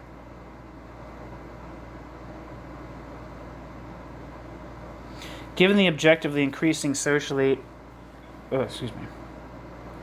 augmentation of the productivity of labor, leading to a cheapening of the elements of constant capital and an increase in relative surplus value, rationalization in the use of the means of production and raw materials, as well as the augmentation of the rate of turnover of capital R, with the progressive development of the productive forces, increasingly dependent on the emergence of powerful individual capitals based on the joint stock company and the credit system, and on the consequent concentration of enormous masses of value and surplus value under one direction. This effect is strengthened by the centralization of surplus value as a result of the abolition of the free competitive market. Monopolistic market structures enable the monopolies and cartels to sell their products above the prices of production, and thus to an increasingly extent internationally, they are able to increase their rate of profit to the disadvantage of other capitals. But if progressive monopolization thus appears as a condition for the maintenance of capitalist accumulation in the decisive centers of the development of the productive forces, at the same time the permanent non-equalization of the rate of profit associated with it and the partial failure of the mechanism of market regulation intensifies the contradictions which express themselves in the disturbance of the balanced process of reproduction of the whole system on the basis of the law of value, and in the permanent expansion of structural disproportionalities, and the crisis-ridden effect of which is augmented by the extension of the, quote, credit superstructure, end quote.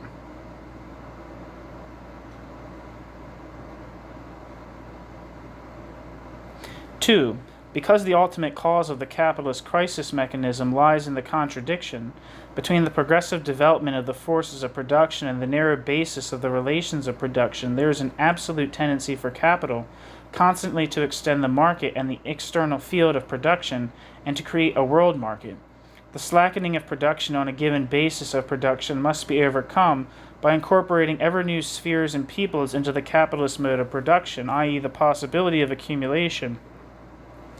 on an unchanged technological basis, or by creating relative surplus value, which again is necessarily linked to the expansion of surplus value. Which again is necessarily linked to the expansion of the division of labor, the awakening of new needs, and the development of new branches of production internationally. Quote, on the other side, the production of relative surplus value, i.e., production of surplus value based on the increase in development of the productive forces, requires the production of new consumption, requires that the consuming article within circulation expands as did the productive circle previously. First, quantitative expansion of existing consumption. Second, creation of new needs by propagating existing ones in a wide circle. Third, production of new needs and discovery and the creation of new use values.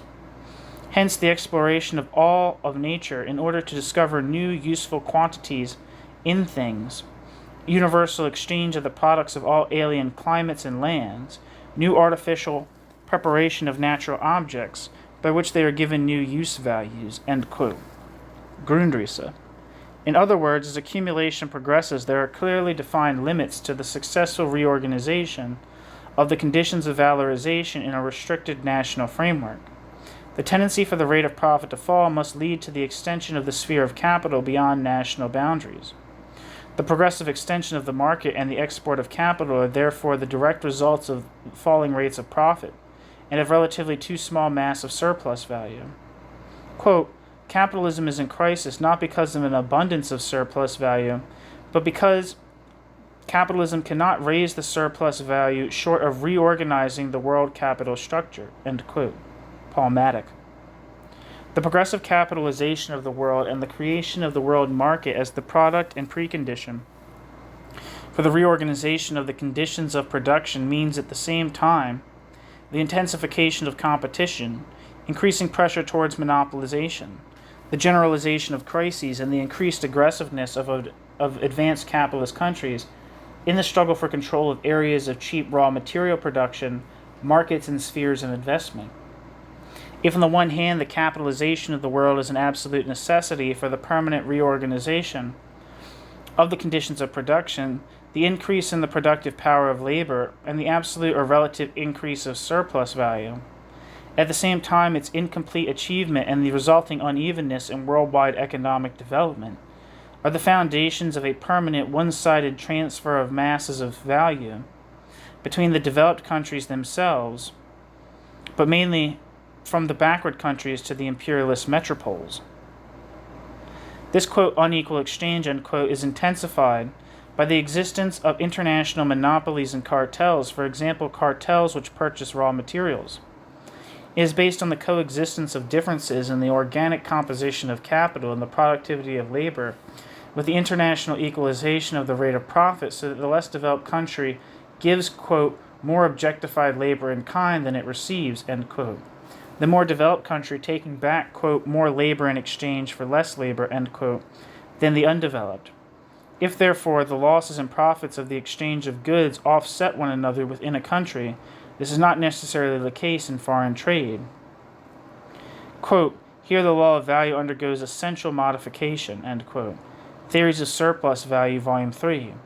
The permanent transfer of value to the industrial, capitalist, metropolitan countries, which appear in the trade figures as, quote, a worsening, end quote, of the, quote, terms of trade, end quote,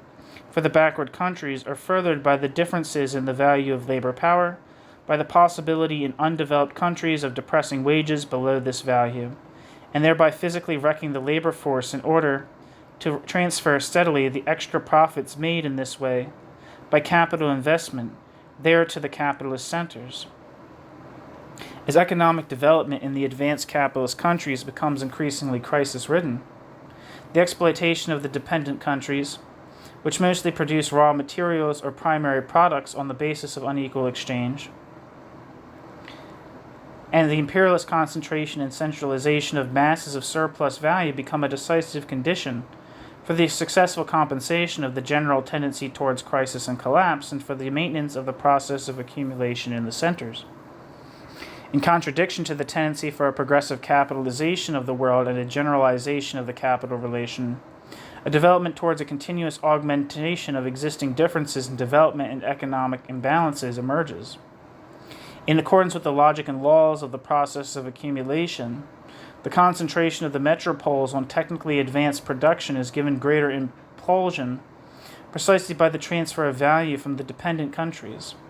The result is that an extraordinary intensification of the imperialist, quote, division of labor, end quote,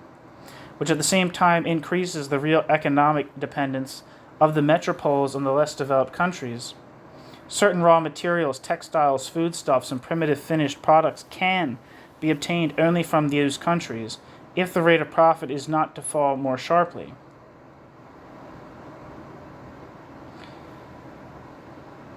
Thus, the metropolitan countries are compelled on pain of ruin to accelerate the development of production technology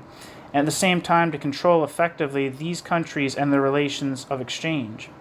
Developed imperialism differs from the older colonialism essentially in that the imperialist countries are no longer primarily concerned with the organization of direct pillage, but rather with safeguarding existing spheres of investment, sources of raw material, and above all, unequal exchange relations.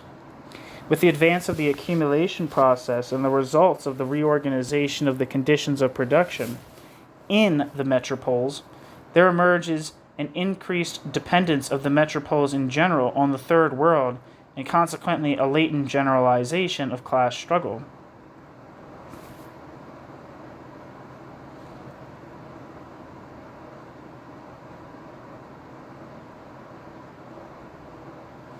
Three, the tendency towards the progressive development of science and technology posited by the concept of capital is therefore imposed on the individual capitals with increasing pressure as the imperialist world market expands and the competition on the world market intensifies. The reorganization of the structure of capital by the progressive revolutionization of production and the multiplication of use values on the basis of the systematic application of science only asserts itself in a historically determining manner with the complex establishment of the world market and the associated universalization of the mechanism of capitalist crisis. As a means of achieving the technological reorganization of the labor process, the intensification of exploitation through the augmentation of relative surplus value, and imperialist exploitation of dependent countries, the development of science and technology represents an increasingly important counteracting influence to the tendency towards crisis and collapse in the developed capitalist countries. In detail, the cheapening of the element of constant capital, the reduction in the value of the commodity labor power, and the relative increase in surplus labor time, the acceleration in the rate of turnover of capital, the intensification of labor, and the imperialist system of concentration and centralization of surplus value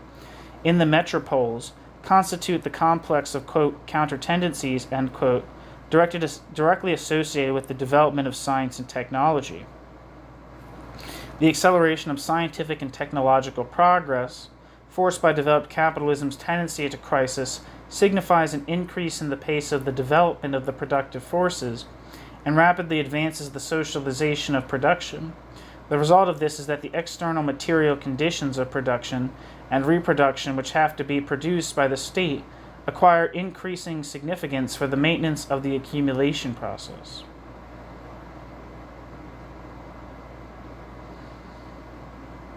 With the progress of science and technology, however, the imminent contradictions of the capitalist development of the productive forces are also intensified. First, there's a contradiction in the peculiar character of scientific findings, which once produced, can in principle be applied at will and do not wear out, i.e. they give rise to no reproduction costs, and therefore, in the strict sense, they are not commodities and do not possess value. The means that definite limits are set to the production of scientific results on the basis of capitalist commodity production. These limits show themselves concretely in the fact that individual capitals are increasingly unable to produce and to realize from the point of view of production technique the mass of scientific and technological knowledge necessary to stabilize the system as a whole, and indeed are the less able to do so the greater the required mass becomes, and the less it is possible to fall back on knowledge gained outside capitalist commodity production as a, quote, free productive force, end quote.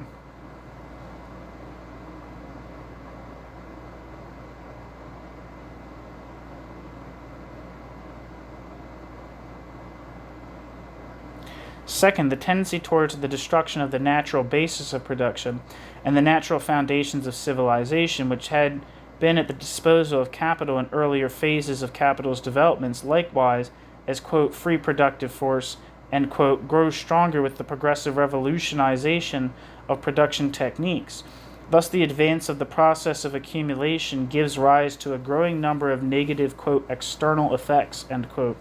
which are not neutralized by the self-reproduction process of capital. Capital not only inadequately produces capital's general material conditions of production, but capital also continuously destroys its general material conditions of production.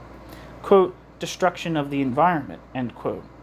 This is the way, third, in which the fundamental contradiction of the capitalist development of the productive forces concretizes itself. Form and content of this development depend on the conditions of the increasingly difficult and to ever greater extent monopolistic valorization of capital. Science becomes the power of capital, an alien power confronting the worker, an instrument of exploitation and class struggle. The discrepancy between the monopolistically determined form of the development of productive forces, social needs, and the production requirements of the system as a whole must therefore steadily increase with the progress of the process of accumulation. Fourth and finally, apart from this, a limit is set to the effect of the technical progress as a counter-tendency to the fall in the rate of profit by the fact that an increase in productive power of labor cannot raise relative surplus value in the same proportion.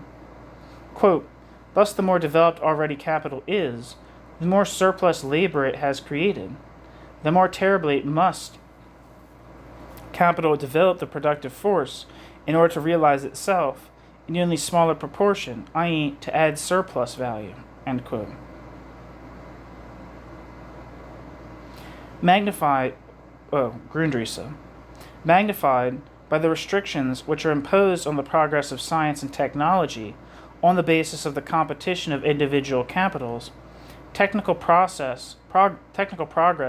loses technical progress's power as a stabilizing counter-effect with the progressive development of the productive forces and further capitalization of the world. The application of science to production, which becomes, as the capitalist process of accumulation and crisis advances, the historically determinate form in which the counter-tendencies to the fall in the rate of profit are realized, magnifies at the same time the inherent contradictions of this mode of production and progressively creates this mode of production's absolute barrier.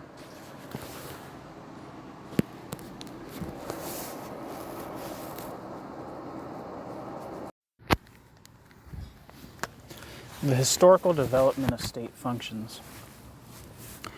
Following what has been said so far, the investigation of the state must proceed from the analysis of the operation of the law of value in the law of value's pure form, without disturbing accessory circumstances and historical peculiarities. But following the method of ascending from the abstract to the concrete, this approach has to be developed further to extend to the forms which, quote, the various forms of capital assume on the surface of society, in the action of different capitals upon one another, in competition and in the ordinary consciousness of the agents of production themselves. End quote. Marx, Capital, Volume 3. Only the systematic derivation of these movements on the surface, changes in the form of capital, monopoly, the establishment of the non-establishment of an average rate of profit, the movement of prices, class differentiations, the existence of only partly capitalist countries, movements of the world market, and so on, from the, quote, central structure, end quote, of the capital relation, allows us to analyze concretely the functions and the modes of functioning of the state apparatus.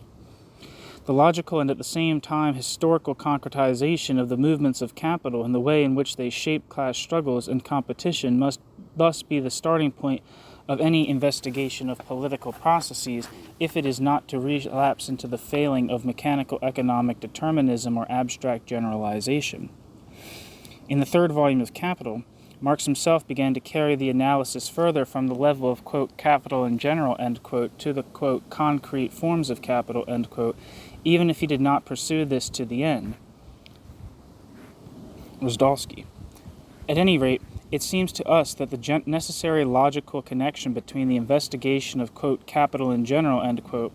and the movements which appear on the surface of society, the conscious actions of social subjects and thus of political processes, is to be seen in the analysis of the, quote, law of the tendency of the rate of profit to fall, end quote, in the third volume of Captial. In historical perspective, it can be seen that the state apparatus, which was of decisive importance, at least under feudal absolutist conditions, as midwife and support in the emergence of capitalist society, was, quote, pushed back, end quote, in the period of the accomplishment and full development of capital,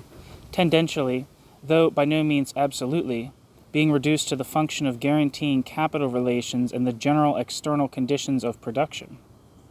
And finally, as the contradictions of capitalist production have sharpened, it has acquired an ever more determining significance as apparatus of force at home and abroad as, quote, economic, end quote, power, i.e. directly involved in the process of reproduction.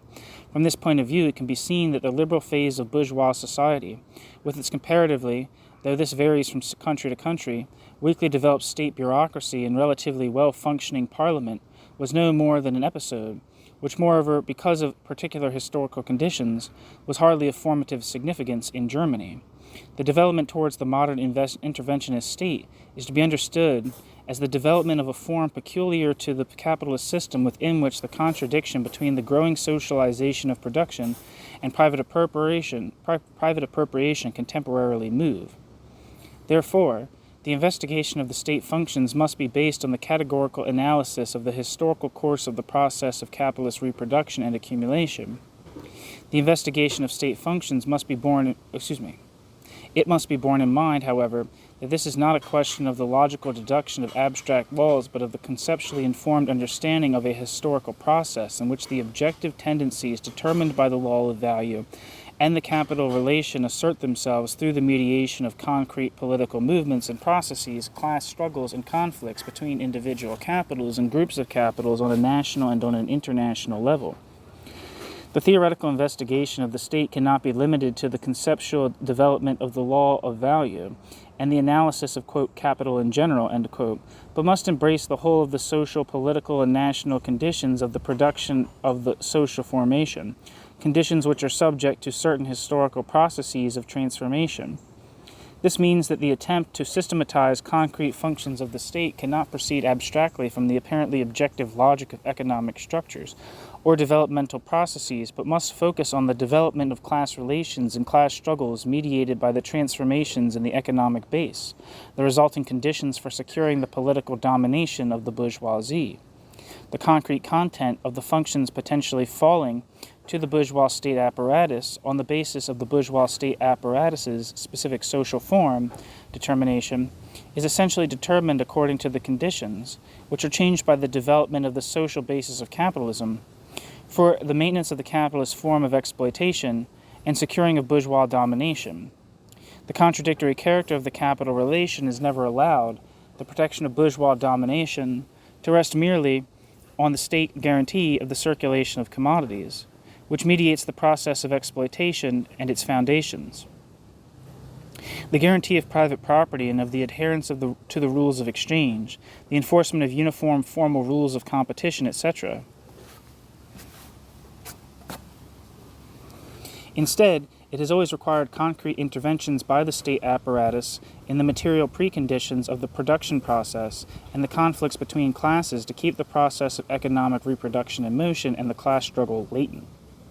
However, the nature of these interventions necessarily changes as the economic and social basis is modified by the process of the accumulation of capital, the technological revolutionization of the labor process, and the course of capitalist crises. In this general process, there are three moments resulting from the process of capitalist accumulation and crisis, which are important for the development of the state's functions. The imposition of the class structure, the capitalist class structure, determined by the extension and universalization of the capital relation and thus the strengthening of the proletariat as a class, but at the same time the immediate material dependence of what is now the overwhelming majority of the population on the course of the process of accumulation, the centralization and monopolization of capital with the formation of the imperialist world market, driven forward by the course of capitalist crises in the technological transformation of the labor process, and finally the and finally, of the growing significance of technological revolution and the growing significance of technological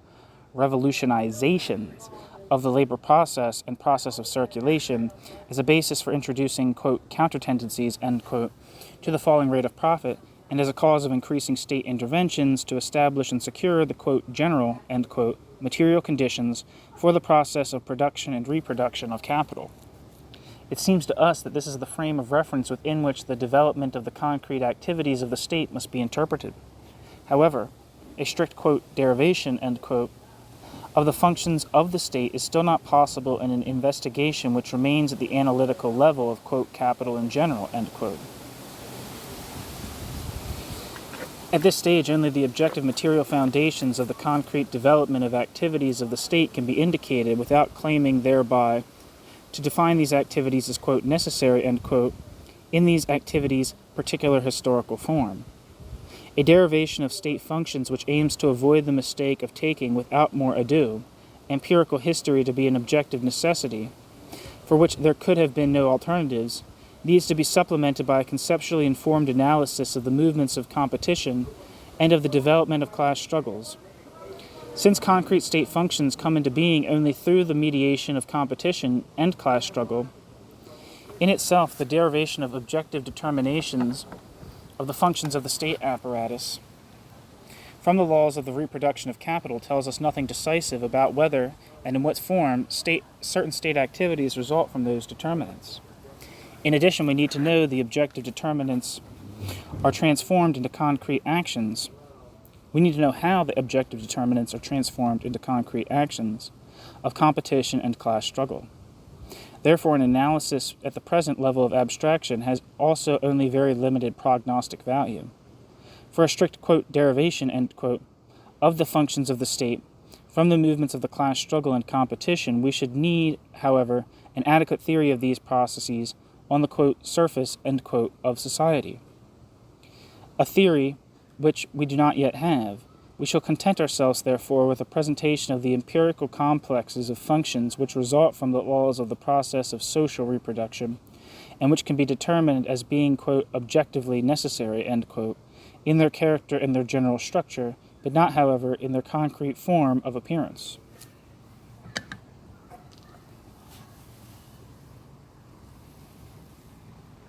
One,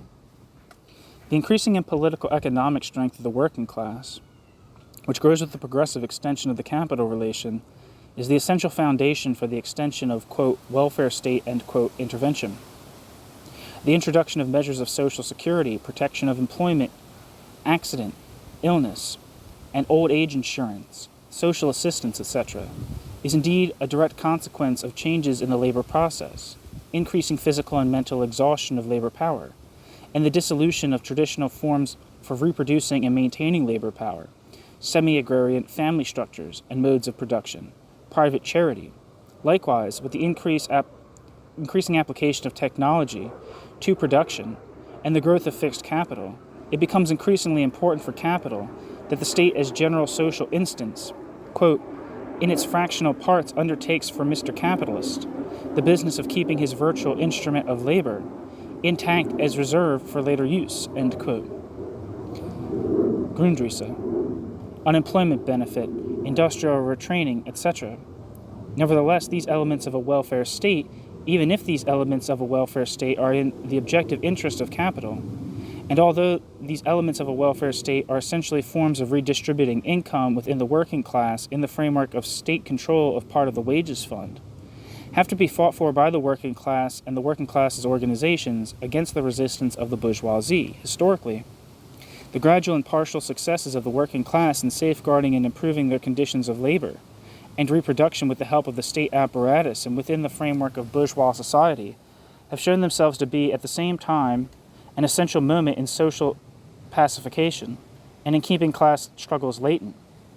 However, the possibility of safeguarding the political domination of the bourgeoisie by means of, quote, welfare state, end quote, concessions to the working class depends on the undisturbed progress of capital accumulation.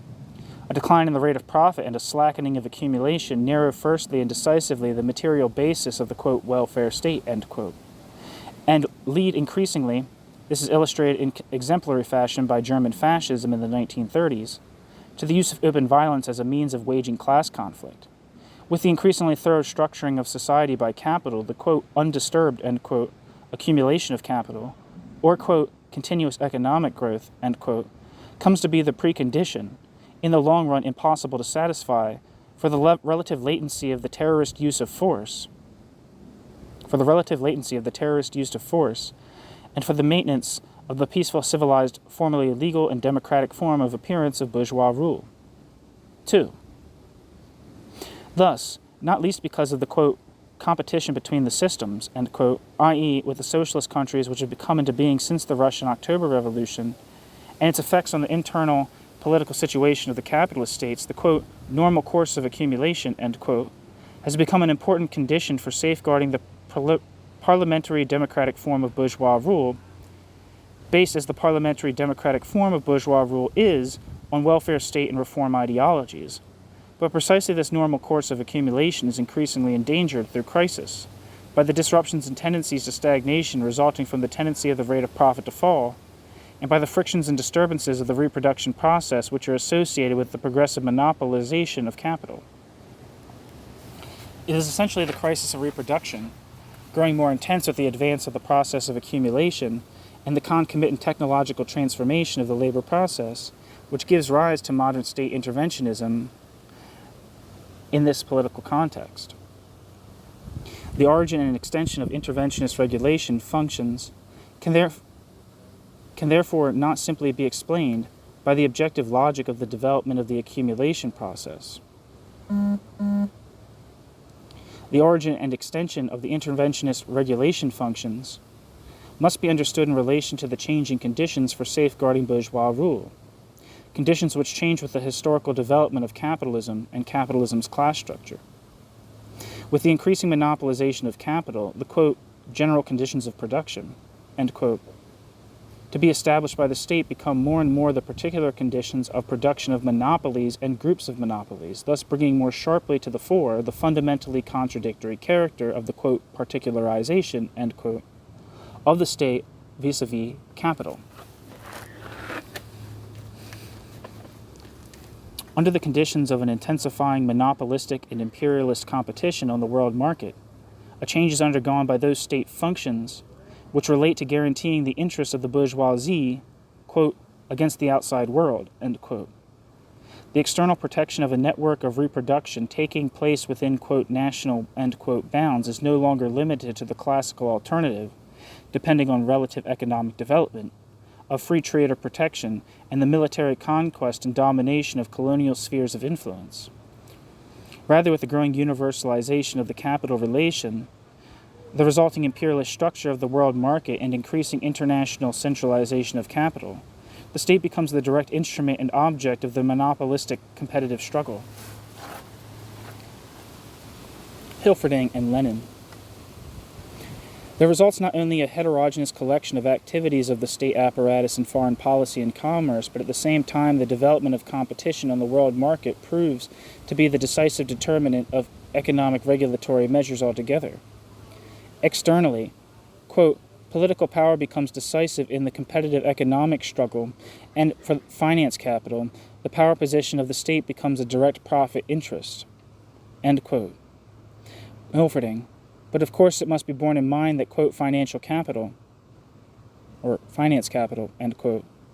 is itself not a homogeneous group, and that interest of the monopolies determined by competition must come into constant conflict with the necessary requirements for the reproduction of capital as a whole. The consequences are manifold and often mutually contradictory. Foreign economic policies, which show a regional and sectoral basis, the continuing and possibly growing relevance of military force in securing vital and profitable sources of raw materials, exchange relations, and spheres of investment, and a contradictory policy of integration, which shows particularly clearly that the modern apparatus in a thoroughly ambivalent manner not only, quote, modifies, end quote, but at the same time also, quote, executes, end quote, the law of value, and indeed is compelled when the accumulation of capital has reached an advanced stage to pursue by all methods of extension the sphere of circulation and investment and the securing of cheap sources of raw material in order to safeguard the rate of profit. The decisive aspect of the reproduction of capital under monopoly conditions is that the law of value, as a mechanism for regulating the distribution of social labor and imposing the proportionality of the various spheres of production, operates without being transcended in a very much frictional and contradictory manner, in a very much more frictional and contradictory manner than under the conditions of competitive capitalism. In this process, the state apparatus has the contradictory function of supporting, or at least not hindering, the monopolistic centralization of surplus value necessary for the maintenance of the accumulation process, while at the same time maintaining the equilibrium disturbed precisely by this centralization of means of direct or indirect interventions in the process of circulation and valorization. In this way, state intervention becomes a moment in the operation of the law of value. The equalization of the rates of profit checked by monopolization and disproportionate technical development on both a national and a world market level compels the state apparatus to intervene with subsidies in favor of individual capitals by influencing the conditions of valorization by means of by means of duties, currency or taxation, or via direct redistribution of revenue. Since the increase in fixed capital has a tendency to make it more difficult for capital to apply itself flexibly to the investment spheres with the highest rate of profit, there arises a growing pressure for state, quote, aids to adaptation, end quote, right down to the nationalization or quasi-nationalization of unprofitable production. As the development of the productive forces progresses, the maintenance of the process of accumulation demands, on the one hand, forms in individual capitals of an order of magnitude which capital, to some extent, is no longer able to bring forth itself directly in its reproduction process, and which can therefore be realized only through the intervention of the state apparatus. On the other hand, this very process creates the necessity for, quote, counteracting, end quote, state interventions to guarantee a relative equilibrium in the process of reproduction as a whole. State promotion of the formation of monopolies, quote, the favoring of concentration, end quote, and the, quote, monopolization of capital, end quote, in favor of large capitals are the counterpart of measures for redistributing revenue, which aim to make partial compensation for the monopolistic non-equalization of profit rates. Thus, the redistribution of revenue mediated by the state directly supports the accumulation of capital in the expanding, quote, growth industries, end quote, but at the same time is used to subsidize the growing number of structurally and sectorally backward areas, mining, agriculture, crafts, etc., not least to retain the loyalty of the bourgeois middle classes employed in those industries. Both led to the consolidation of an extensive state or state-controlled finance and credit apparatus, which in its turn has as its precondition a largely centralized banking system and the foundation of large-scale, quote, capital depots, quote, capital depots, end quote, insurance or investment funds. The particular significance of the state apparatus is that as an authority raised above the individual capitals and at the same time vested with the coercive power to collect taxes and create deficit credit, it is in a position to undertake financial measures destabilizing the system or favoring powerful groups of capitals even against the resistance of individual capitals and independently of the immediate conditions of their valorization process. Here it must be noted that the growing centralization and redistribution of revenue is not only reflected in state expenditure, but similarly realized by means of differential taxation and inflationary deficit credit financing. These structurally determined interventions by the state in the process of capital valorization are overlaid by controlling and regulating functions in connection with the cyclical movement of the reproduction process. With the growth of monopolization, technological change in the process of production, the increase of fixed capital, and the partial suspension of the regulating mechanism of the market, there is a direct possibility that if the conjunctural cycle is left to itself, a general crisis of overproduction will occur on a scale which would endanger the system. Since the world economic crisis of 1929 at the latest, this has led to a strengthening and extension of the state's instruments of regulating the sphere of circulation. The objective demand arising from the development of the productive forces for the social planning and direction of production thus receives as its response in capitalist conditions specific forms of, quote, global management of the economy, end quote,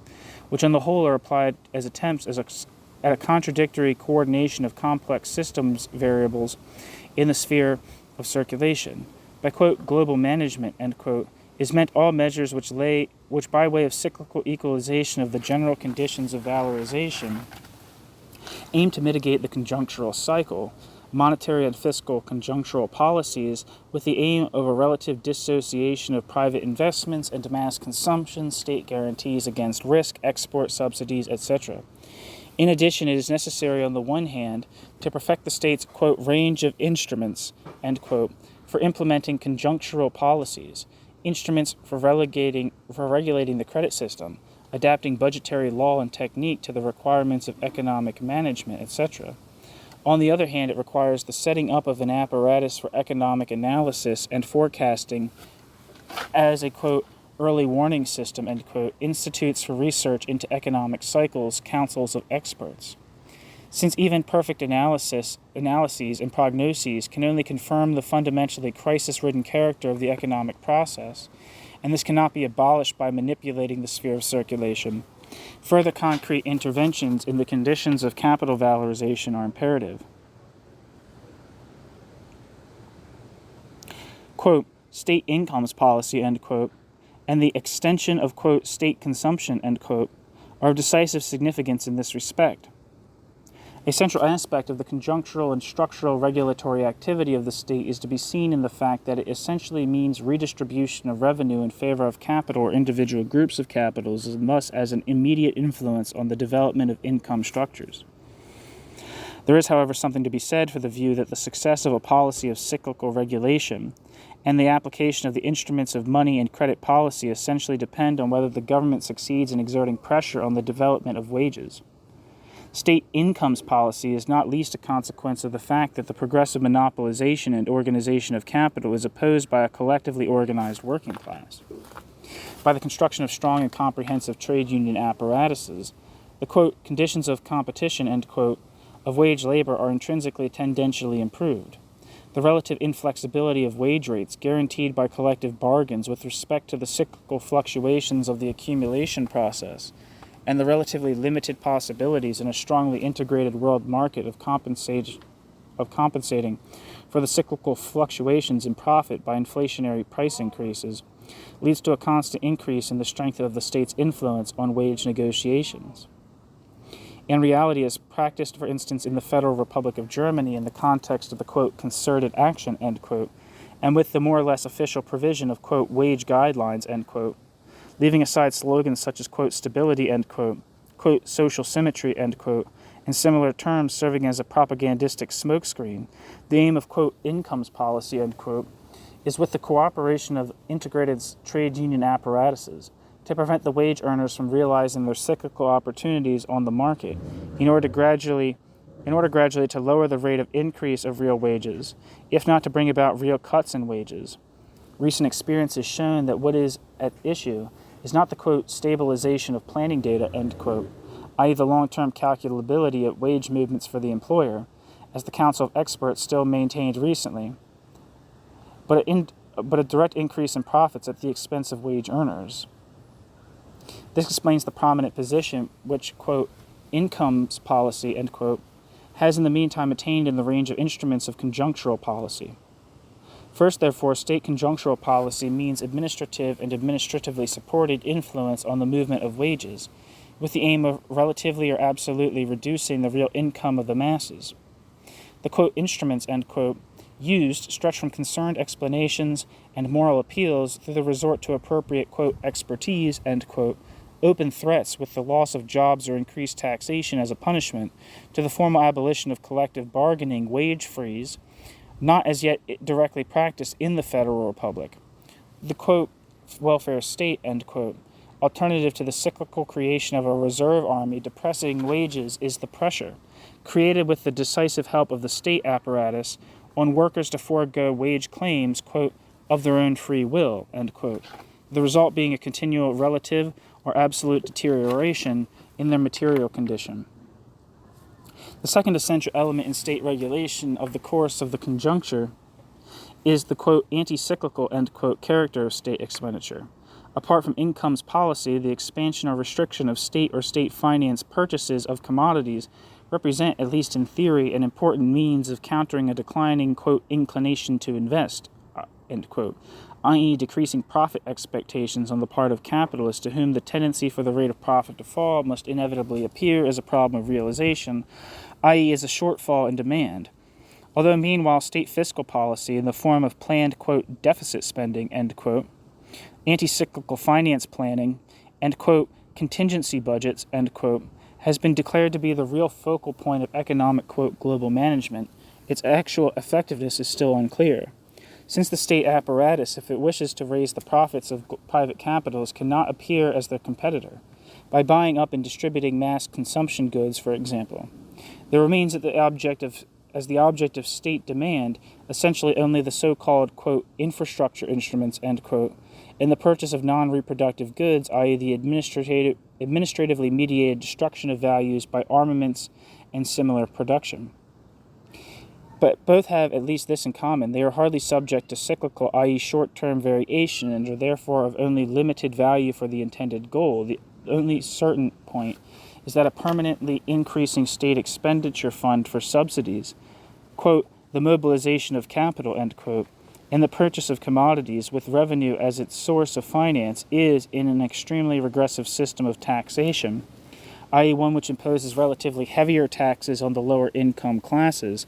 a central element of an increasingly unequal distribution of incomes and of a tendency towards a relative deterioration in the living conditions of the working class.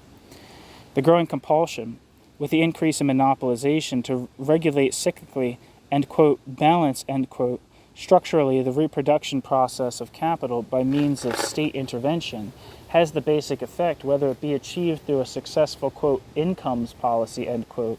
or through the various forms of state redistribution of revenue to the benefit of capital, of lowering the real income of the working class, and increasingly so as growing frictions in the process of reproduction necessarily increase the scope of state intervention. Thus, the mechanism of state interventionist regulation of the reproduction of capital in the sense of securing bourgeois domination proves to be thoroughly contradictory,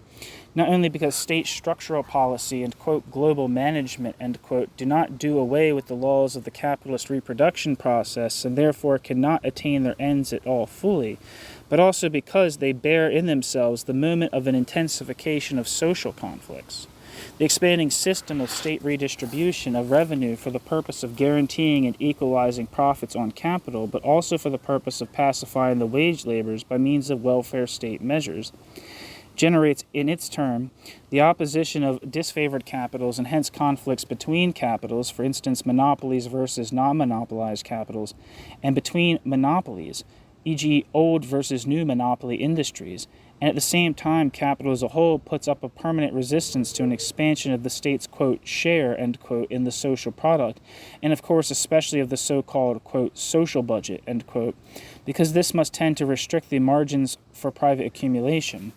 In this way, the principal consequence of the state's regulation of the reproduction process and of the compulsion imposed upon the state apparatus to expand its funds for subsidy and regulation is that contradictions of the process of capitalist reproduction reproduce themselves in intensified form on the political level in conflicts over tax rates and tax quotas and over the extent or allocation of state expenditure, with the struggle of the working class to maintain and improve the material conditions of its reproduction being of necessity increasingly directed against the state. These conflicts must increase all the more as the process of capital accumulation slows down and comes to a standstill. Consequently, the state's guarantee of the general conditions of the reproduction of capital cannot be confined either to the protection of the general rules of the circulation of commodities or to international strategies of competition and expansion, or to global measures for, quote, managing, end quote, circulation and redistributing revenue. Rather, as a result of the basic laws governing the process of capitalist accumulation and crisis, the state apparatus increasingly comes under pressure to pursue a, quote, policy of growth, end quote, which would ensure a continuous process of accumulation in order to secure social reproduction within the framework of the existing relations of production. This means that the material conditions of production and the development of the productive forces of society become a central area of the functions of the bourgeois state, which at the same time must thereby reveal ever more clearly the limits of its possibilities, limits determined by its form.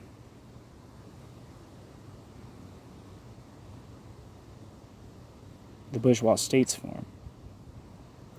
3. The basis of the increasing significance of state, quote, infrastructural policy, end quote, is the growth in the socialization of production impelled by the process of the accumulation of capital. Through the transformation of the technological basis of the labor process and the development of the productive forces, the revolutionization of the technology of production and the consequent tendency for the rate of profit to fall unceasingly impose the necessity of further technological changes in the process of production and circulation in order to increase labor productivity. Raising the rate of relative surplus value in the turnover of capital, changes which are forced upon capitals under the conditions of intensifying competition on the world market. While they, the individual capitals, are only to a limited extent in a position to create them for themselves, to create in themselves organize, the revolutionization of technology of production and the consequent tendency for the rate of profit to fall unceasingly impose the necessity of further technological changes in the process of production and circulation in order to increase labor productivity. Raising the rate of relative surplus value and the turnover of capital, changes which are forced upon capitals under the conditions of intensifying competition on the world market. While they, the individual capitals, are only to a limited extent in a position to create in themselves organize the material preconditions for these changes. The historic dynamic of the capitalist process of accumulation, condensed in the law of the tendency of the rate of profit to fall, thus implies progressively increasing pressure for technological innovation, which propels forward through crisis the contradictions between the social form of production and private appropriation of the product. The separation of, quote, general external and, quote, particular, end quote, material conditions of production is intrinsic only to the capitalist mode of production, resting as the capitalist mode of production does on the division of labor, private production, and the exchange of commodities. No individual capital in the process of production based on the division of labor produces in sufficient scope the substantive conditions of its individual production process. Rather, with the advance in the social division of labor, they are increasingly created outside. These are created In the advance in the social division of labor, these are increasingly created outside its sphere. This becomes clear, for example, in the setting up of a distinct means of production industry, machine construction, which supplies other industries with the required instruments of production. What is essential is that a part of the material conditions of production required by individual capitals is constantly produced by other capitals and furnished by those other capitals, mediated through the exchange between capitals on the market. Capital itself thus always produces a considerable part of the, quote, material conditions of production, end quote, of individual capitals. However, there are always certain material conditions of pre-production which, because and insofar as those material conditions of production do not appear to be profitable or sufficiently profitable from the point of view of the valorization of private capital, have to be furnished by an instance standing outside the direct process of the valorization of capital, the state apparatus. The capitalist unity of labor process and the process of valorization necessarily creates a category of material conditions of production which fall outside the process of surplus value production and exchange between capitals and must be provided from outside the sphere of capital. From this it follows that the creation of, quote, general, end quote, material conditions of production is indeed a basic component of the functions of the bourgeois state, but that, quote, it cannot be concluded from the fact that conditions of production are common to a larger or smaller part of social production, that they must therefore be created communally, end quote. Basically, the creation of the general material conditions of production is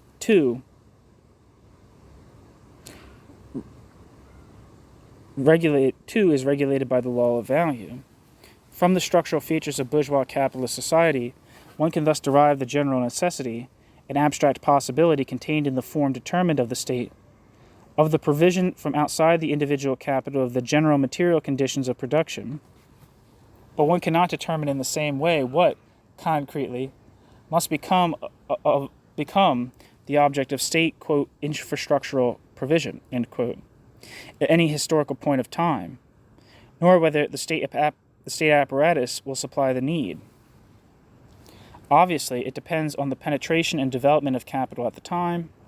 the development of the power of individual capitals, limited company, on the stage reached in the development of the productive forces, and on the conditions of valorization which change in the process of accumulation, what becomes the object of the, quote, general material conditions of production, end quote, to be created by the state apparatus, and this determination can be completely reversed depending on the developments of the factors mentioned. From this follows, indeed, quote, the senselessness of trying to define infrastructure enumeratively and conclusively. What is to be counted as part of the infrastructure at any given time is subject precisely to change, end quote. What, quote, holds the infrastructure together, end quote, is not its scope, but its functionally determined, quote, production institution, the state, or put negatively, the fact that they are not produced by capital, end quote. Ranga Schmieg. All attempts to define, quote, infrastructure, end quote, undertaken within the framework of bourgeois infrastructure theory end up in this tautology.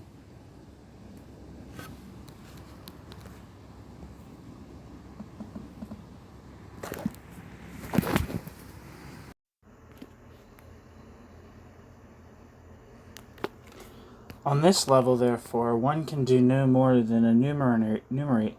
phenomenologically the usual characteristics of the material conditions of production which have to be furnished by the state.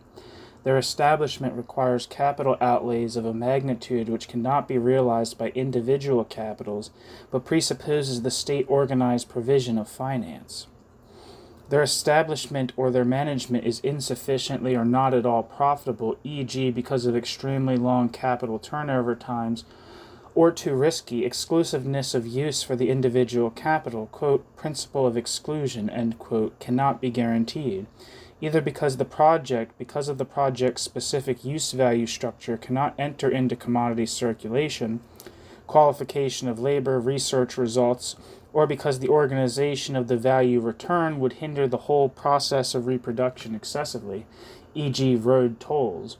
In all cases, finally, it is necessary that the relevant precondition of production is, quote, general, end quote, insofar as its absence represents a considerable hindrance to the process of production and reproduction, with the result that its establishment is forced on the state apparatus, if need be, by crisis. Consequently, Altvatter's view that, quote, material peculiarities are not of decisive importance, end quote, Altvatter 1973, in deciding whether the state apparatus assumes responsibility for the establishment of material conditions of production is scarcely tenable. On the contrary, it is precisely the changes in the material peculiarities of production, resulting from the technological transformation of the labor process, which lead historically to a change and to a tendency for the, quote, greater conditions of production, end quote, established by the state to expand. It does make a difference whether energy is provided by steam engines fueled by coal or by central electricity generating stations, or if technological processes of development are systematically developed in large research centers rather than, quote, empirically, end quote, within the immediate production process. It is the historic tendency of capital to posit fixed capital as the form adequate to itself, quote, to release production ever more clearly from production's natural basis, and to transfer the conditions of production, particular and general, into the general context of social production, mediated through exchange value.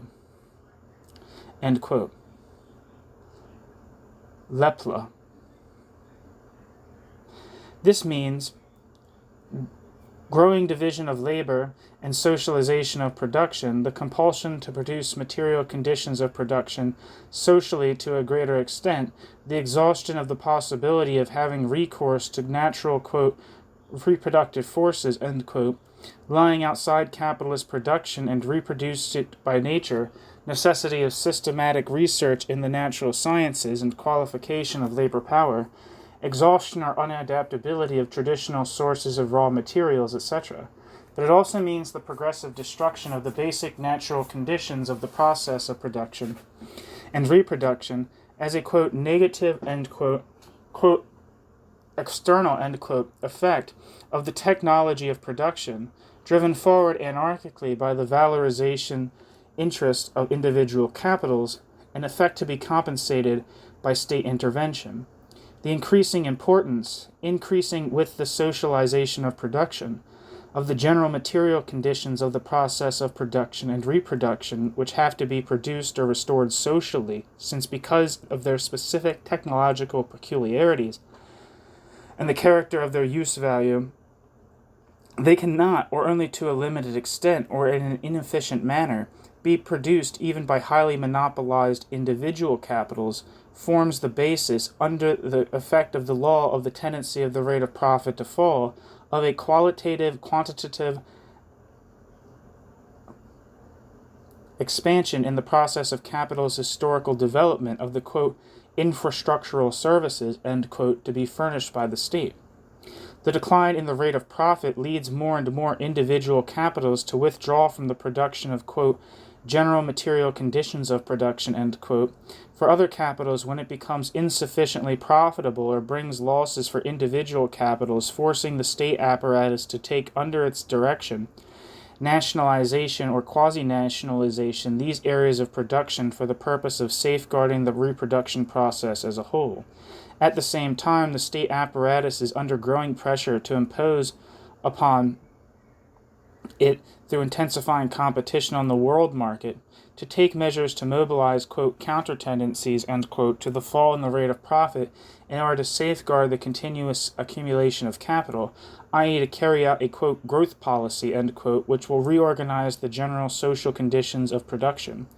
Under capitalist conditions, this can only mean creation of general external, principally material conditions of production oriented to the labor process and valorization process of individual capitals. Conditions of production, which are the basis and precondition of technological changes in the labor process, which increase the productivity of labor and the speed of circulation of capital. State, quote, growth policy, end quote, is thus of necessity primarily, quote, infrastructural policy, end quote. Consequently, in a report written for the federal government, Schroeder defines as the central feature of such a policy, apart from promotion of concentration and support for the expansion of capital on the world market, monetary and integration policies, above all, infrastructural activities, education, expansion of information services, research, health, transport, the building of towns, and the provision of energy. The promotion of building in towns being seen in particular under the aspect of a reorganization of the collapsing inner-city transport, and expansion of the health service, meaning essentially maintenance of living labor power for capital. Quote, put very plainly, it is a question of preventing by health care measures losses of labor, whether temporary through illness or permanent through death. We do not know to what extent the relevant medical expenditure is, quote, economic, end quote, i.e. is, quote, compensated for, end quote,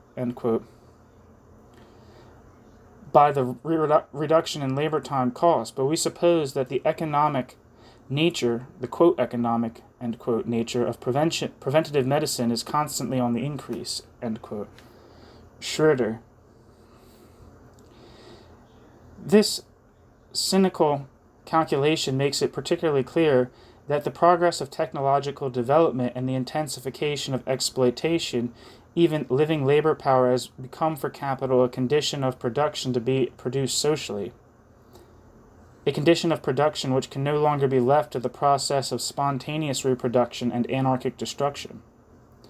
within the context of the material conditions of the production process furnished by the state to safeguard the reproduction of capital, the state-organized and state-financed development of science and technology acquires increasing importance as the process of accumulation advances. The accumulation process's inherent tendency to crisis, based on the tendency of the rate of profit to fall, manifests itself to the capitals of the industrial metropoles in an increased pressure to innovate, determined by competition on the world market. At the same time, under the existing conditions of world politics, administratively mediated measures to destroy value and to guarantee the profits of armaments concerns are linked to a continuous advance of armaments technology and the associated, quote, moral obsolescence, end quote, of arms and instruments of war. That is to say, the imperialist arms dynamic produces technological innovations as the basis of production processes which, because of their non-reproductive character, must tend to intensify the general crisis of accumulation and thus for their part exert pressure on the, quote, civil technological, end quote, innovations in the reproductive sector. Of decisive importance here is the fact that in the production of technologically advanced products and in the introduction of new methods of production, capitals can rely less on general experience and existing social knowledge the more the development of the productive forces advances, and that these have to be produced socially to an increasing extent. But this comes up against the imminent barriers of the capitalist mode of production in two ways. First, knowledge and technologies which cannot be monopolized and therefore cannot be used for the expansion of private capital tend to be produced in insufficient quantity by capital itself. Second, the necessary organizational and financial resources come with the advance of technical development to surpass, to some degree, even the capacity of large concerns in nuclear energy or in space travel, for example. Not only does the capital requirement for the realization of comprehensive research and development increase, but the profit risk for the individual capital rises considerably as the, quote, moral obsolescence, end quote, of fixed capital accelerates. Thus, the systematic generation of science and technology, relatively separated from the conditions of competition and valorization of individual capitals, becomes an important area of the functions of the state administration in guaranteeing, quote, the general external conditions of the reproduction process, end quote. I.e., a stage in the development of the productive forces has been reached at which the socialization of production must tend to break through even the limits of the private monopoly. It becomes indispensable if the rate of innovation necessary for accumulation is to be guaranteed by means of the state apparatus. To construct and enlarge a comprehensive system of general production of science, technology, and qualifications, and to ensure directly through state subsidies the technological development of expanding monopolies. Private individual capitals increasingly find themselves in a situation in which the surplus value, which is accrued to those private individual capitals, is no longer sufficient to achieve the reorganization of the technological conditions of production necessary to support the process of accumulation. This leads to specifically new forms of state, quote, capital mobilization, end quote, in the sphere of technology, in which process, of course, the particular form and scope of state intervention is determined by the relative size and the conditions of competition of the capitals concerned on the world market scale. In any case, it is characteristic that state subsidies in the areas of the expanding monopolies, quote, growth industries, end quote, in particular the electro-technical industry, air and space industries, have increased considerably in recent years in comparison with the declining sectors, mining, agriculture. To some extent opposed to this tendency, there is an increasing necessity, as the capitalistically impelled, quote, scientification, end quote, of production advances, administratively to dampen the effect of the continuous destruction of the natural bases of social production and civilization. State mobilization of social resources for capital thus goes hand in hand with administrative compensation for the destruction of natural resources by capital, protection of the environment, city clearance, town and country planning. The special feature of this development is to be seen in the fact that the provision of research results and technology concepts no longer has the character of a, quote, general, end quote, condition of production relatively unspecified to the individual capitals, as may be the case with the building of roads or the running of railways. Rather, especially in the area of so-called, quote, applied, end quote, research and development, the state-organized labor processes have to be tailored directly to suit the structure of production technology in the highly concentrated monopolies of the, quote, science-based industries, end quote.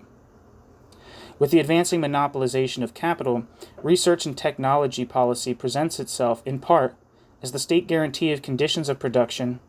which in the form of their provision are indeed, quote, general, end quote, external, end quote, but which in practice and in their concrete content must be directed to the needs of specific capitals or specific capital groups. The development of the productive forces has reached a stage where, under the given relations of production, the state apparatus is brought in as an instance for the organization of social labor and the mobilization of value masses for capital, directly into the process propelled forward by the individual capitals of the revolutionizing of the technique of production. That has effects on the detailed organizational structure and mode of functioning of the state apparatus. This development leads first to the extension of, quote, state monopoly, end quote, forms of organization beyond the narrow sphere of the so-called, quote, military-industrial complex, end quote. The state apparatus not only furnishes the general scientific potential necessary for reproduction, basic research, scientific qualification of labor power, but also finances technological developments in individual industries and supports particular forms of, quote, intermediate production, end quote,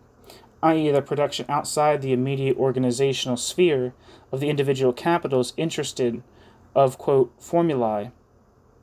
end quote, important for production technology in the sphere of, quote, big science, end quote,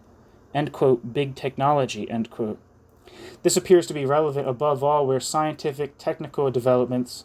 of an overlapping nature are being advanced at the seams of existing spheres of production or monopoly groups, or where the requisite scale of the project surpasses the capacity of individual capital groups,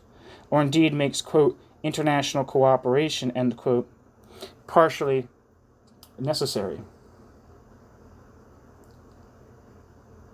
The significance of the state as a, quote, organizational power, end quote, grows with the sharpening of competition on the world market and the intensification of imperialist relations of exploitation on an international scale. In this process, the extent and scope of the development of state monopoly forms of organization are to a certain extent dependent on the particular strength and competitive position of the monopolies on the world market. So, for example, consider technological backwardness, conditioned by the relative degree of concentration and similar factors, can lead to the state apparatus vigorously promoting technological developments when those technological developments are of fundamental importance for the reproduction of total capital, even without being subjected to pressure from the monopolies concerned and possibly even against the opposition of some monopoly groups. Conversely, individual monopolies can compel the state to take measures to promote technology which are in their special valorization interest, determined by competition on the world market, but which stand opposed to the reproduction requirements of the particular, quote, national, end quote, total capital. State technology policy can therefore not be interpreted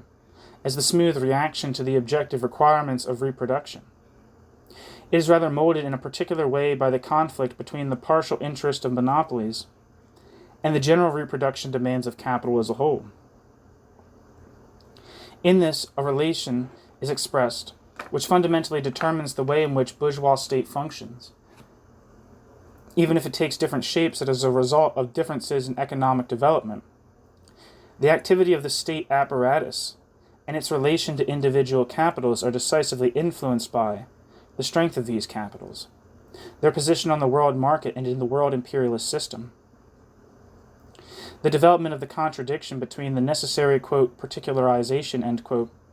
of the state vis-a-vis capitals and the state monopoly, quote, interlacing, end quote, of state and monopoly as a result of the impulsion of the progressive socialization of production must be investigated not least from this angle. With the development of the state monopoly, quote, science-technology complex, end quote, the state apparatus organizes in the face of intensifying social division of labor, forms of, quote, mediate, end quote, production in the science technology sector, i.e., production outside the individual capitals, but oriented to their production process, which means that a further area arises in which the distribution of social labor is achieved no longer immediately by the movement of individual capitals, determined by competition and mediated through the market, but rather in a manner derived therefrom, with the help of the, quote, control room of society, end quote. The implications which this has for the concept of, quote, collective social worker, end quote, and for the importance of the categories of, quote, productive, end quote, and, quote, unproductive, end quote, labor, would have to be determined more precisely in relation to the class position of those employed in the state science sector. Conclusion.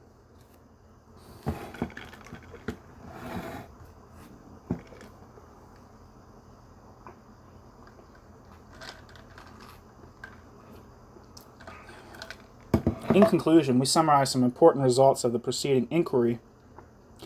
and outline hypotheses and questions which seem to us important for further research in the area of state theory and the analysis of state interventionism. That we are moving on this still very provisional plane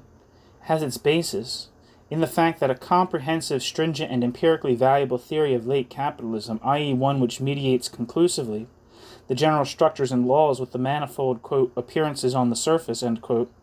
has not yet been elaborated. A political theory of the bourgeois state which could be used for evaluations of political strategy can only be developed in the framework of such a comprehensive theory of the historic form of society. This does not mean, however, that one cannot develop on a more general and provisional level,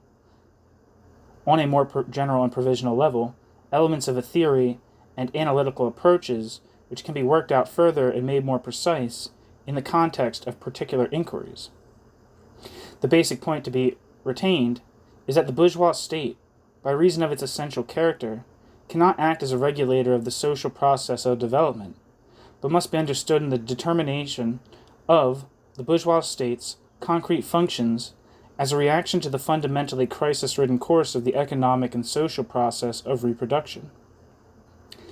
The developing state interventionism represents a form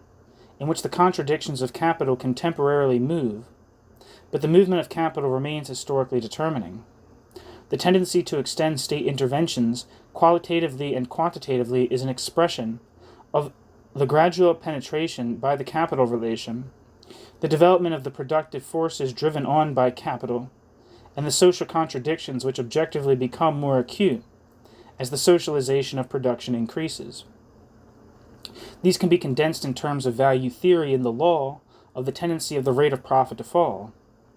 which also means that this law must be the conceptual point of departure for an analysis of state functions, to be developed out of the concrete course of capital accumulation and class conflict. Class conflicts, plural. The bourgeois state is in its specific historical shape a social form which capital must necessarily create for capital's own reproduction. And just as necessarily, the state apparatus must assume and maintain an existence formally separated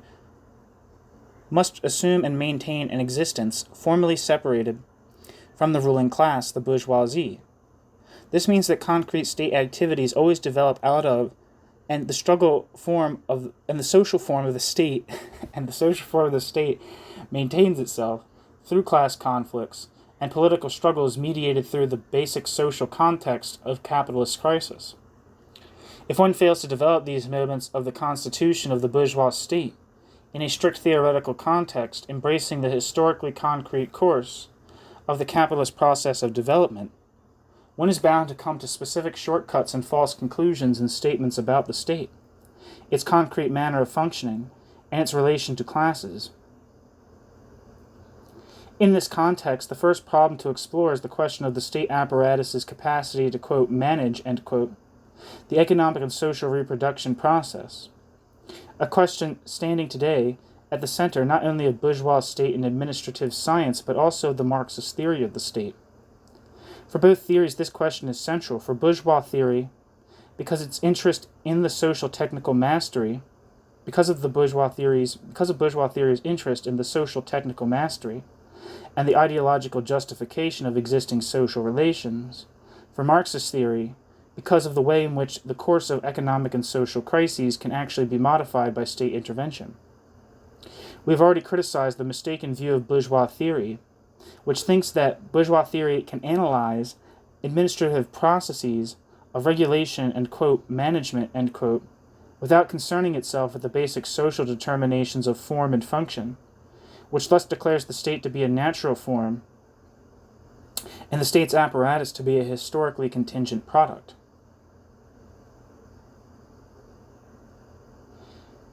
It can be shown, however, that a certain lack of clarity exists even in the work of those theorists who start from a basically correct evaluation of the character of the bourgeois state. Characteristic is, for example, the investigation of Runge and Schmieg, Restrictions on Political Planning, published in 1973, which addresses itself above all to the actual, quote, success, end quote, of state measures in the sphere of infrastructure designed to secure reproduction. The authors conclude that this policy has failed to a large extent, at least measured by the standard of the claims that had been made, but they have to observe at the same time that the capitalist system has nevertheless not collapsed. The logical conclusion is that there must be, quote, functional equivalence, end quote, for state administrative measures in the infrastructural sphere, which secure the reproduction of capital, even in the case of a relative deficit or delay of state intervention, or that there exists on the side of the administration a faulty perception of the conditions of reproduction. Leaving aside from the discussion here the question of the conclusiveness of the empirical investigation, already imposing the question, the authors make the mistake, and this is decisive here, of adopting a, quote, restriction analytical, end quote, approach, which overlooks the form determination of the state. The inquiry starts from the assumption that the reproduction of capital is assured by the state apparatus as an instance detached from the movement of capital, as though capital had a pivot outside itself, in the absence of which, as a result of specific, quote, restrictions, end quote, quote, functional equivalence, end quote, would have to come into play, quote, functional equivalence, end quote, which cannot initially be defined more closely by theory. State apparatus and capital appear in a mechanical relation of opposition. The fact that the state apparatus is itself a moment of the movement of capital and of the struggle of the classes is overlooked. The fundamental condition of the capitalist process of reproduction as process of exploitation is the production and appropriation of a sufficient mass of surplus value, sufficient in relation to the stage of accumulation reached. This basic condition cannot be affected in its essence by the state apparatus, but only modified by the state apparatus. In capitalism, there is no equivalent to the exploitation of living labor power, state intervention included. The actions of the state apparatus, such as the extension of the functioning infrastructural basis of production, are, as form of movement of the capitalist contradiction, important for the conditions, more or less civilized, under which the exploitation is carried out, but they do not replace it. This means that the question of the ability of capital to reproduce itself can basically never be a question of administrative efficiency, but always depends on concrete class relations and the character of class struggles. Inadequate administrative infrastructural provision can always be compensated for by intensified exploitation, and whether this succeeds depends again not on the technical competence of the state apparatus, but on the economic and political strength and militancy of the working class. State measures, quote, to manage the economy, end quote, and their success can only be evaluated in such a context and not as detached strategies of apolitical instance, understood finally as being indeed, quote, autonomous, end quote, i.e. as obeying independent laws of motion and is thus subjected to specific capitalist, quote, restrictions, end quote. This means generally that from an investigation of sectoral areas of state intervention on its own, no general conclusions can yet be drawn about the crisis-ridden development of capital and its ability to reproduce itself. The argument made against Runge and Schmieg is also essentially directed against their postulate that theory has above all to ascertain the, quote, hard limits, end quote, of administrative stabilization policy. Here, too, the mistake is already in the way that the question is posed. To try to determine which economic data, the limits of the ability of the capitalist form of society to reproduce itself, i.e. to try to develop something like a mathematical model of crisis, contains a crude economistic mistake in approach, which precisely screens out the decisive basis of capital reproduction. The, quote, hard limits, end quote, of capital reproduction are not to be sought in constellations of economic data, but in concrete class struggles, which admittedly are not open to econometric quantification. That is to say that what should be the central point of the analysis is relegated to a rim of data. This does not mean that one should do without empirical quantifying investigations such as Runge and Schmieg have undertaken,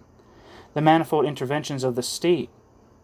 and those interventions' respective success, are indeed important for the development and the course of class struggles and the associated form of securing the political domination of the bourgeoisie.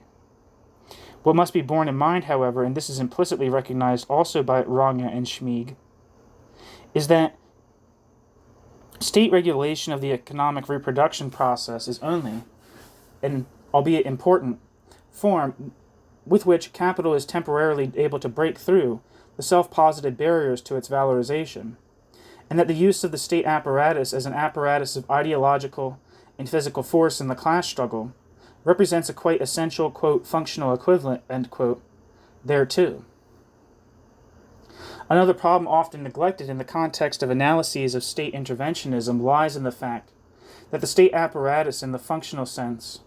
i.e. including parties, integrative mass organizations, and ideological apparatuses, but also the actual administration, cannot be understood as a closed formation, but represents in reality a heterogeneous conglomerate of only loosely linked part apparatuses. Under these circumstances, and in view of the fact that the development of the modern interventionist state is accompanied by a progressive diversification of the administrative and political apparatuses, to speak of the quote management capacity, end quote, of the state apparatus is to commit an error from the very beginning. The heterogeneous and increasingly chaotic structure of the bourgeois state apparatus is a precondition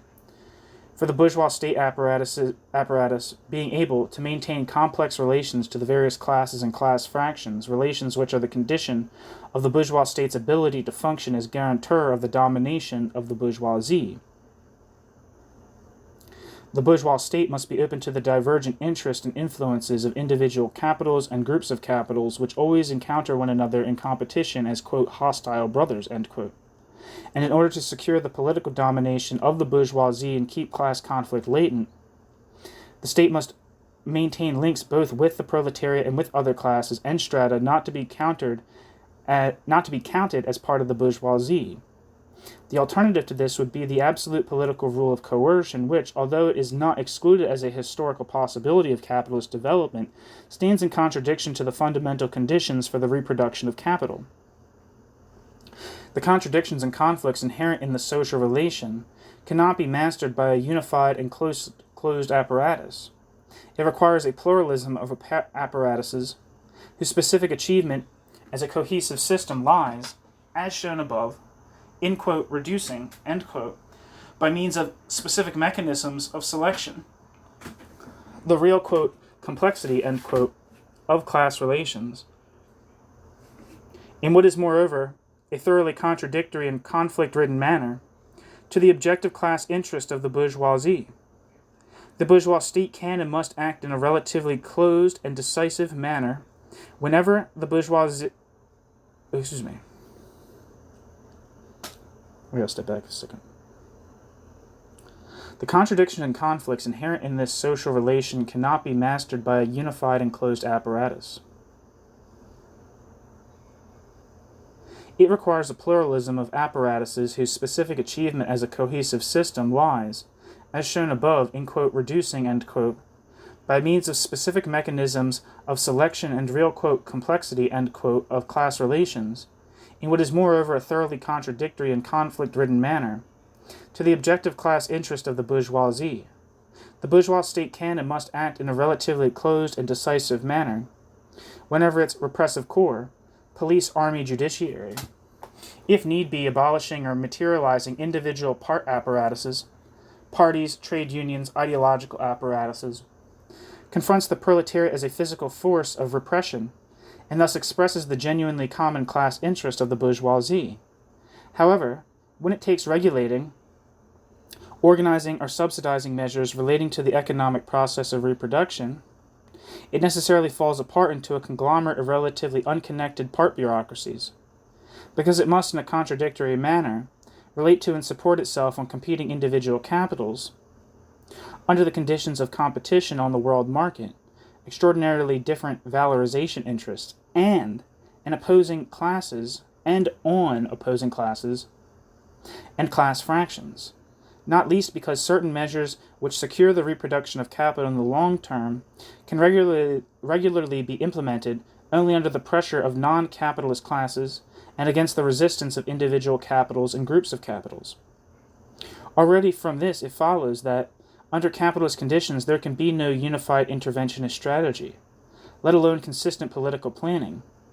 But the state interventionism necessarily consists of a heterogeneous conglomerate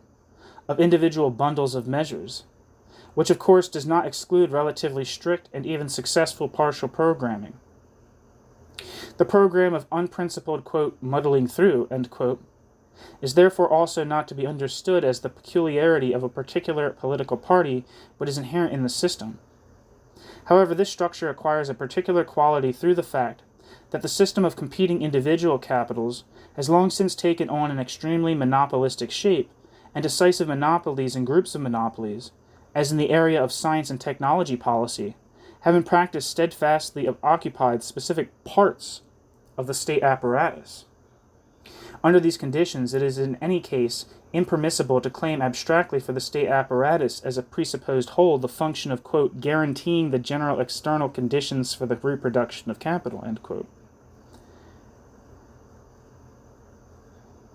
The state has always had to, and increasingly it must, secure the quite particular profit interest of dominant monopolies and monopoly groups,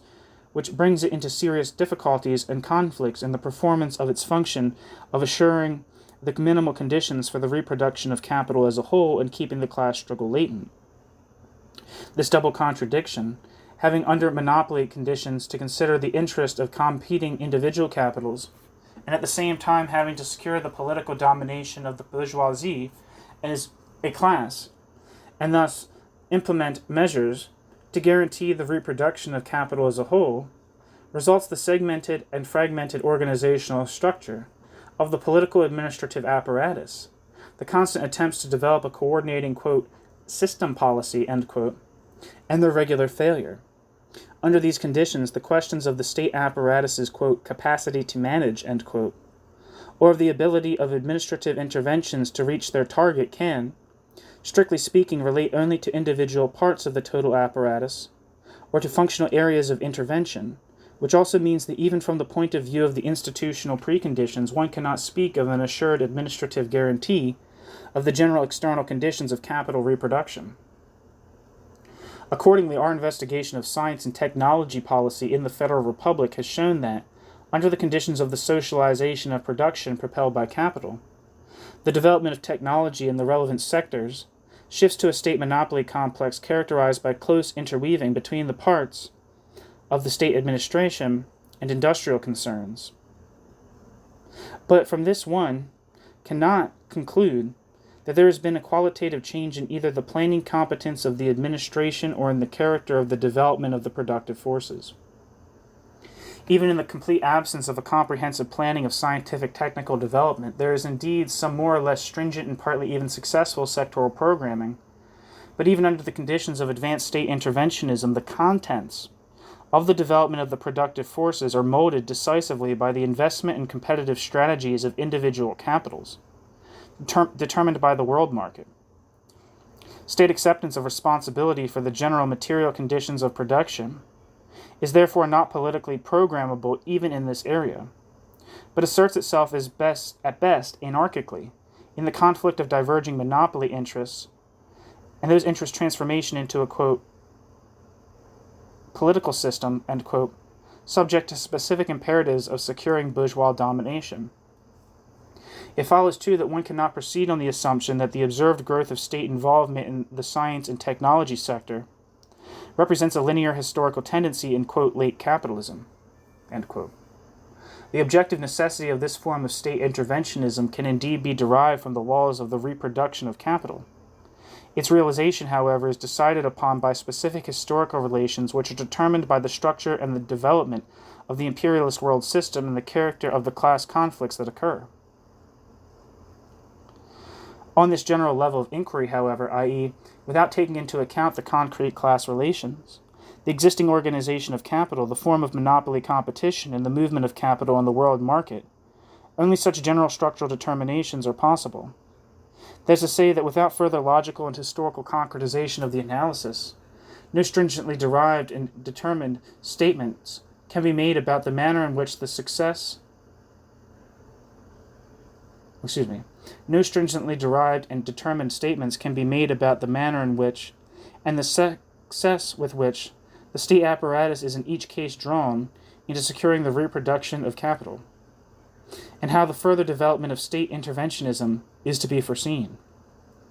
Whether it will be in the direction of a quantitative and qualitative extension of regulating infrastructural measures to, quote, guarantee growth, end quote, or the forcible suppression of the proletariat, or more exactly, what combination of both. An analysis of the basic laws of motion of capital accumulation shows, however, that accepting that the fall in the rate of profit cannot be prevented in the long term, and hence that the process of accumulation must tend towards stagnation, the forcible securing of the, quote, conditions of reproduction, end quote, must become more probable. The history of capitalism and the present political tendencies in the more developed capitalist states both lend support to this supposition. It is inherent in the historical logic of the capitalist process of accumulation that the problem of administrative planning and management comes ever more sharply to the fore. As a result of the technological transformation of the labor process, driven progressively onward by the accumulation of capital, the material side of the production process, in the form of external material conditions of production, to be provided administratively, becomes an increasingly important element in the interventionist activity of the state. As the socialization of production increases objectively, the contradictions contained in the form determination of the bourgeois state appear ever more clearly in this activity. In the necessity for systematic planning of the process of reproduction, while at the same time there are structural deficits of information relevant to planning, of organizational structures that would make sense in terms of planning technique, and of indispensable material resources. It would, however, be inadequate to see in the absent planning and management capacity of the state apparatus a moment of crisis. While it is true that, as the state apparatus is drawn increasingly into the economic process of reproduction, social contradictions are reproduced to an equally increasing extent within the state apparatus. One can strictly speak of, quote, political crisis, end quote, only when class conflict, which is politically relatively latent, decisively asserts itself. Thus there remains the important question of how one is to determine the role of the interventionist state apparatus, subject as the interventionist state apparatus is to specific objective determinants of function in relation to erupting and developing class struggles.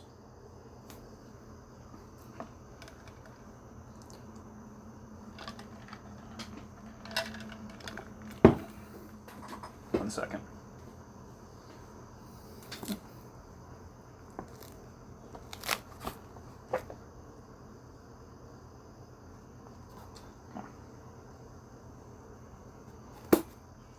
Of fundamental importance for this relation must be the fact that the state apparatus, in accordance with the logic of the state apparatus's own function, is ever more strongly drawn directly into the increasingly intense economic struggles, and is thereby forced to confront the proletariat as a barely disguised apparatus of repression. Assuming the effectiveness of the law of the tendency of the rate of profit to fall, one can indeed envisage a point at which, The maintenance of the process of accumulation at the level attained is possible only if there is not only a relative but also an absolute decline in the real income of the masses, produced if need be by inflation. The state apparatus is doubly involved in this process. On the one hand, it is forced to defend the profit of capital as the basis of smooth economic reproduction against the material demands of the proletariat, and thus intervenes in wage struggles ever more clearly in favor of capital. With the involvement, by no means free of conflict, of the bureaucratic trade union apparatus. On the other hand, the short and long-term state interventions to secure the valorization of capital,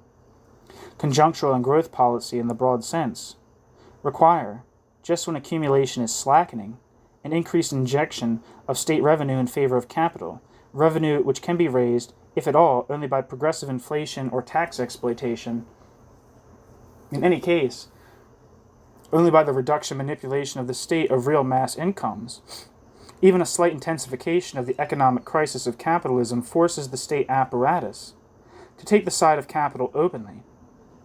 while at the same time the permanent structural and intensifying shortage of state financial resources reduces very considerably the scope for, quote, welfare state, end quote, reforms. That means that, on the one hand, the welfare state's potential for pacification disappears in conditions of tendentially stagnating accumulation, while at the same time it can hardly be concealed anymore that even economic struggles for the maintenance of the living conditions of the masses must be directed against both capital and capital state. Thus, on the basis of economic development, even attempts to articulate and protect collectively minimal and fundamental, i.e., measured by the stage of development of the productive forces, life interest in the sphere of both production and reproduction, have the tendency to destroy a basis of bourgeois domination, namely the illusion of the state's, quote, neutrality, end quote, dedication to the common weal, end quote, and to put in question its ability to guarantee the material and ideological conditions of capital reproduction. To this extent, the strengthening and simultaneous extension of active struggles for the realization of even limited interests, struggles over wages and conditions of work, active protection of interest in the sphere of reproduction, democratization of social institutions, acquire considerable importance in the context of a strategy, the first aim of which must be to make the class character of the state a matter of concrete experience. This holds true even, or precisely, if it should prove possible to stabilize relatively the economic reproduction process under the conditions posited by capital, i.e., if the cyclical collapse is replaced by, quote, stagflation, end quote, as the new variant of crisis in state interventionist capitalism. The necessary consequence of this development is the appearance of specific conflicts within the state apparatus, perennial strife between the trade union bureaucracies and the rank and file, quarrels between trade union and government apparatuses, increasingly bitter wage struggles between the wings of the parties, especially in social democratic parties by their nature, conflicts which reproduce themselves in the different sectors of the administrative apparatus and find their final journalistic expression in constant cabinet disputes or in the propagandistically puffed-up bogey of a head of government, supposedly, quote, lacking in leadership, end quote. But precisely this makes it clear that, quote, crises, end quote, within the political apparatus must be interpreted essentially as the consequence of actual class struggles and gain practical significance for scientific inquiry only in this context. The ideological crisis of bourgeois rule can be adequately understood and evaluated only on the basis of the economic process of crisis mediated in this way through the state apparatus. It has an important basis in, to speak with Offa, the disruption of specific, quote, selectivity structures of the political system directed to systematic, quote, non-decisions, end quote, i.e. in a manifestation of the class character of the bourgeois state, which of course cannot be explained without taking into account the laws of the economic process of development. The compulsion imposed upon the state to provide, on an increasing scale, as the socialization of production increases, decisive material and organizational preconditions for the process of social production and reproduction, which is determined by the movement of capital, is certainly an essential basis for, quote, welfare state illusions, end quote, of reform. But this tendency is thoroughly ambivalent politically. When the decline in the rate of profit and the tempo of accumulation becomes manifest, this must lead to an intensified exploitation of labor power mediated through the state apparatus,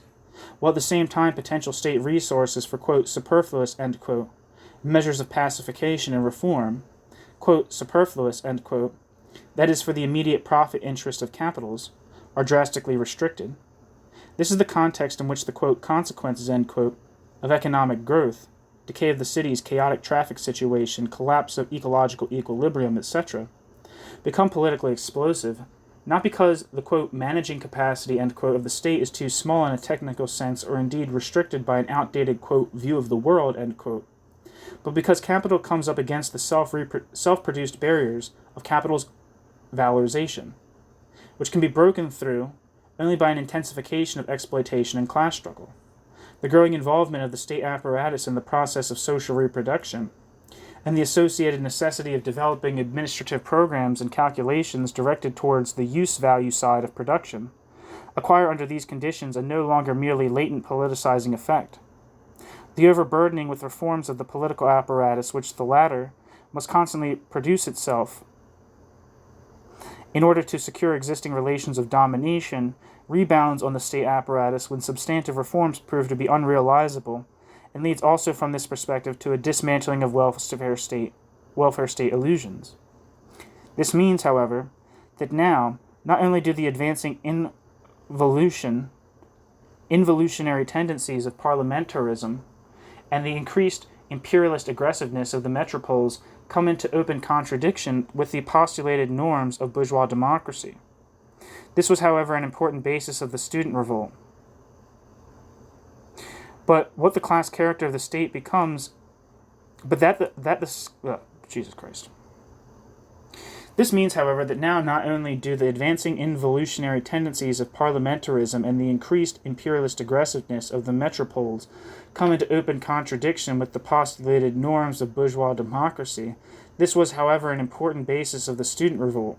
but that the class character of the state becomes explicit in a much more direct way, which touches the immediate life interests of the masses. It can be seen clearly in the development of the Social Democratic Party, a party of government that the, quote, bond between representatives and represented, end quote,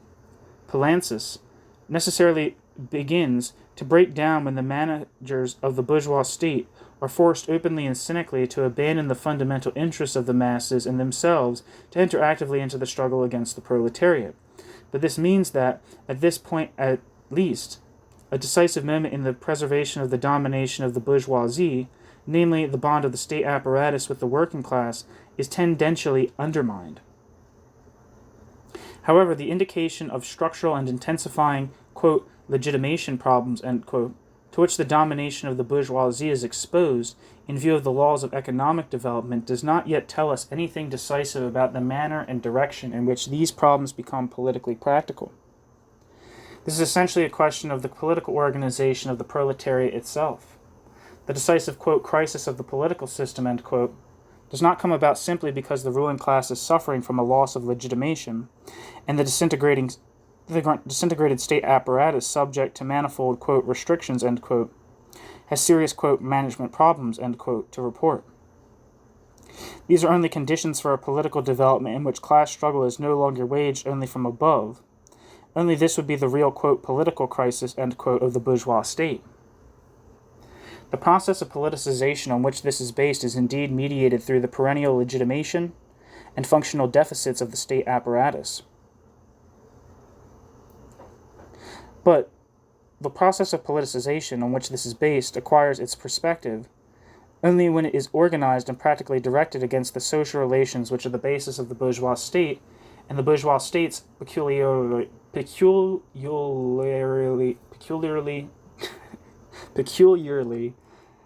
deficitary mode of functioning. It must be taken into account in this that the moments of disintegration and conflict within the political administrative apparatus, which come to the fore as the valorization difficulties of capital increase, and the class struggle consequently intensifies, are linked to a stronger and more direct emergence of the state apparatus as an apparatus of force and repression. The strong ideological repression in wage disputes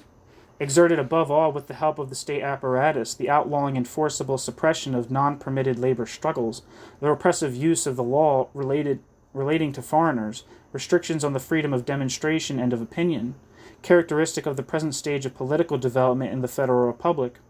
sharp repression within the, quote, ideological state apparatus, end quote, universities, schools, trade unions, parties, all these show this trend of development very clearly. The less the political apparatus is able, on account of economic development, to keep the capitalist class antagonism latent, quote, reformistically, end quote, i.e. by partial measures of compensation and pacification, the more it must, if and so long as the existence of a fascist mass movement does not produce quite different constellations, lop off its increasingly dysfunctional relations to the masses. This is seen in the dissociation of the party apparatus from their, quote, rank and file, end quote, increased hierarchization and bureaucratization of the apparatuses, struggle against the so-called, quote, imperative mandate, end quote, and for the, quote, freedom of conscience, end quote, of officials. The organizational removal from power or expulsion, now not only of dissenting individuals, but of whole sections of the organization, exclusionary, quote, delineation decisions, end quote, vis-a-vis the left, and prohibitions of left-wing organizations which are already practice and indicated developments in this direction, as also the threatened and in this sense logical recreation of the, quote, community of necessity, end quote, of the party bureaucracies in the form of a national government or, quote, grand coalition, end quote. This expresses an increasing inability to secure the domination of the bourgeoisie by integration of the masses, which must finally lead to the stronger emergence of the state as a coercive apparatus. The question of the possibility of a new fascism is certainly not to be brushed off with the observation that the abolition of bourgeois democratic forms of intercourse, quote, would in the last instance bring more problems with it than it would solve and will therefore not come about, end quote. Alpha.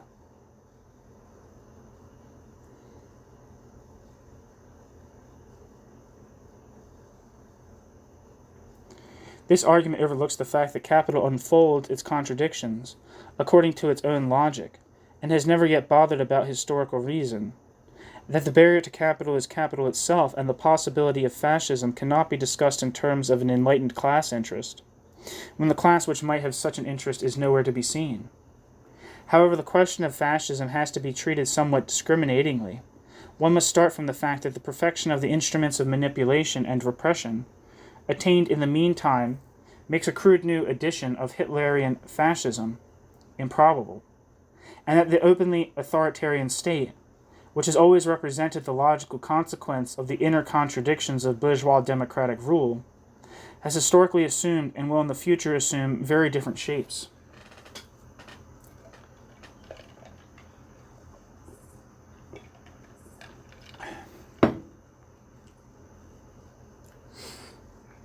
In any case, it is to be assumed that the strengthening of the repressive function of the state does not have to mean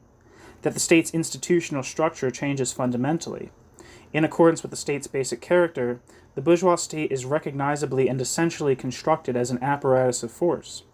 It is much more a question of a process characterized by shifts in relative weight between the repressive, ideological, and regulative state apparatuses and specific changes in their social basis.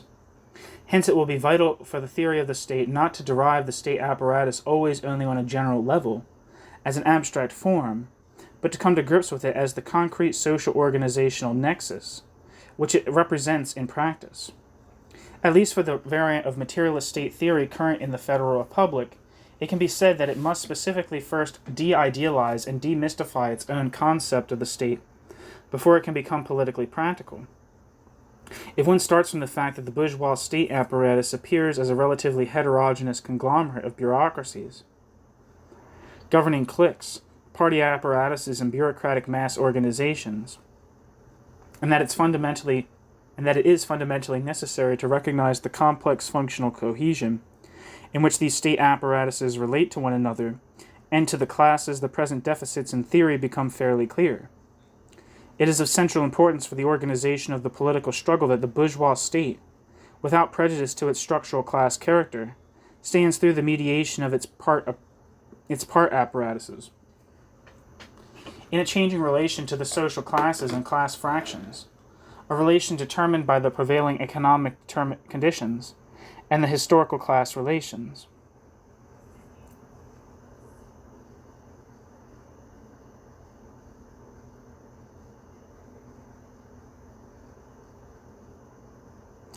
That means that a real materialist theory of the bourgeois state presupposes a discriminating and empirically substantial analysis not only of the process of accumulation and development of capital, and of the movements of competition, but also of the concretely developing class structures and their changes. We must clarify also empirically what classes and class fractions, individual monopolies and monopoly groups, the different parts of the middle bourgeoisie, the new and old middle classes, and the divisions of the proletariat, stand in which relations to the various parts of the state apparatus. In other words, the class character of the state must be worked out in historical concreteness. This is a decisive and as yet hardly satisfied precondition for evaluating in a strategically meaningful way the political process also, and especially in a time of the growing use of force by the state machinery.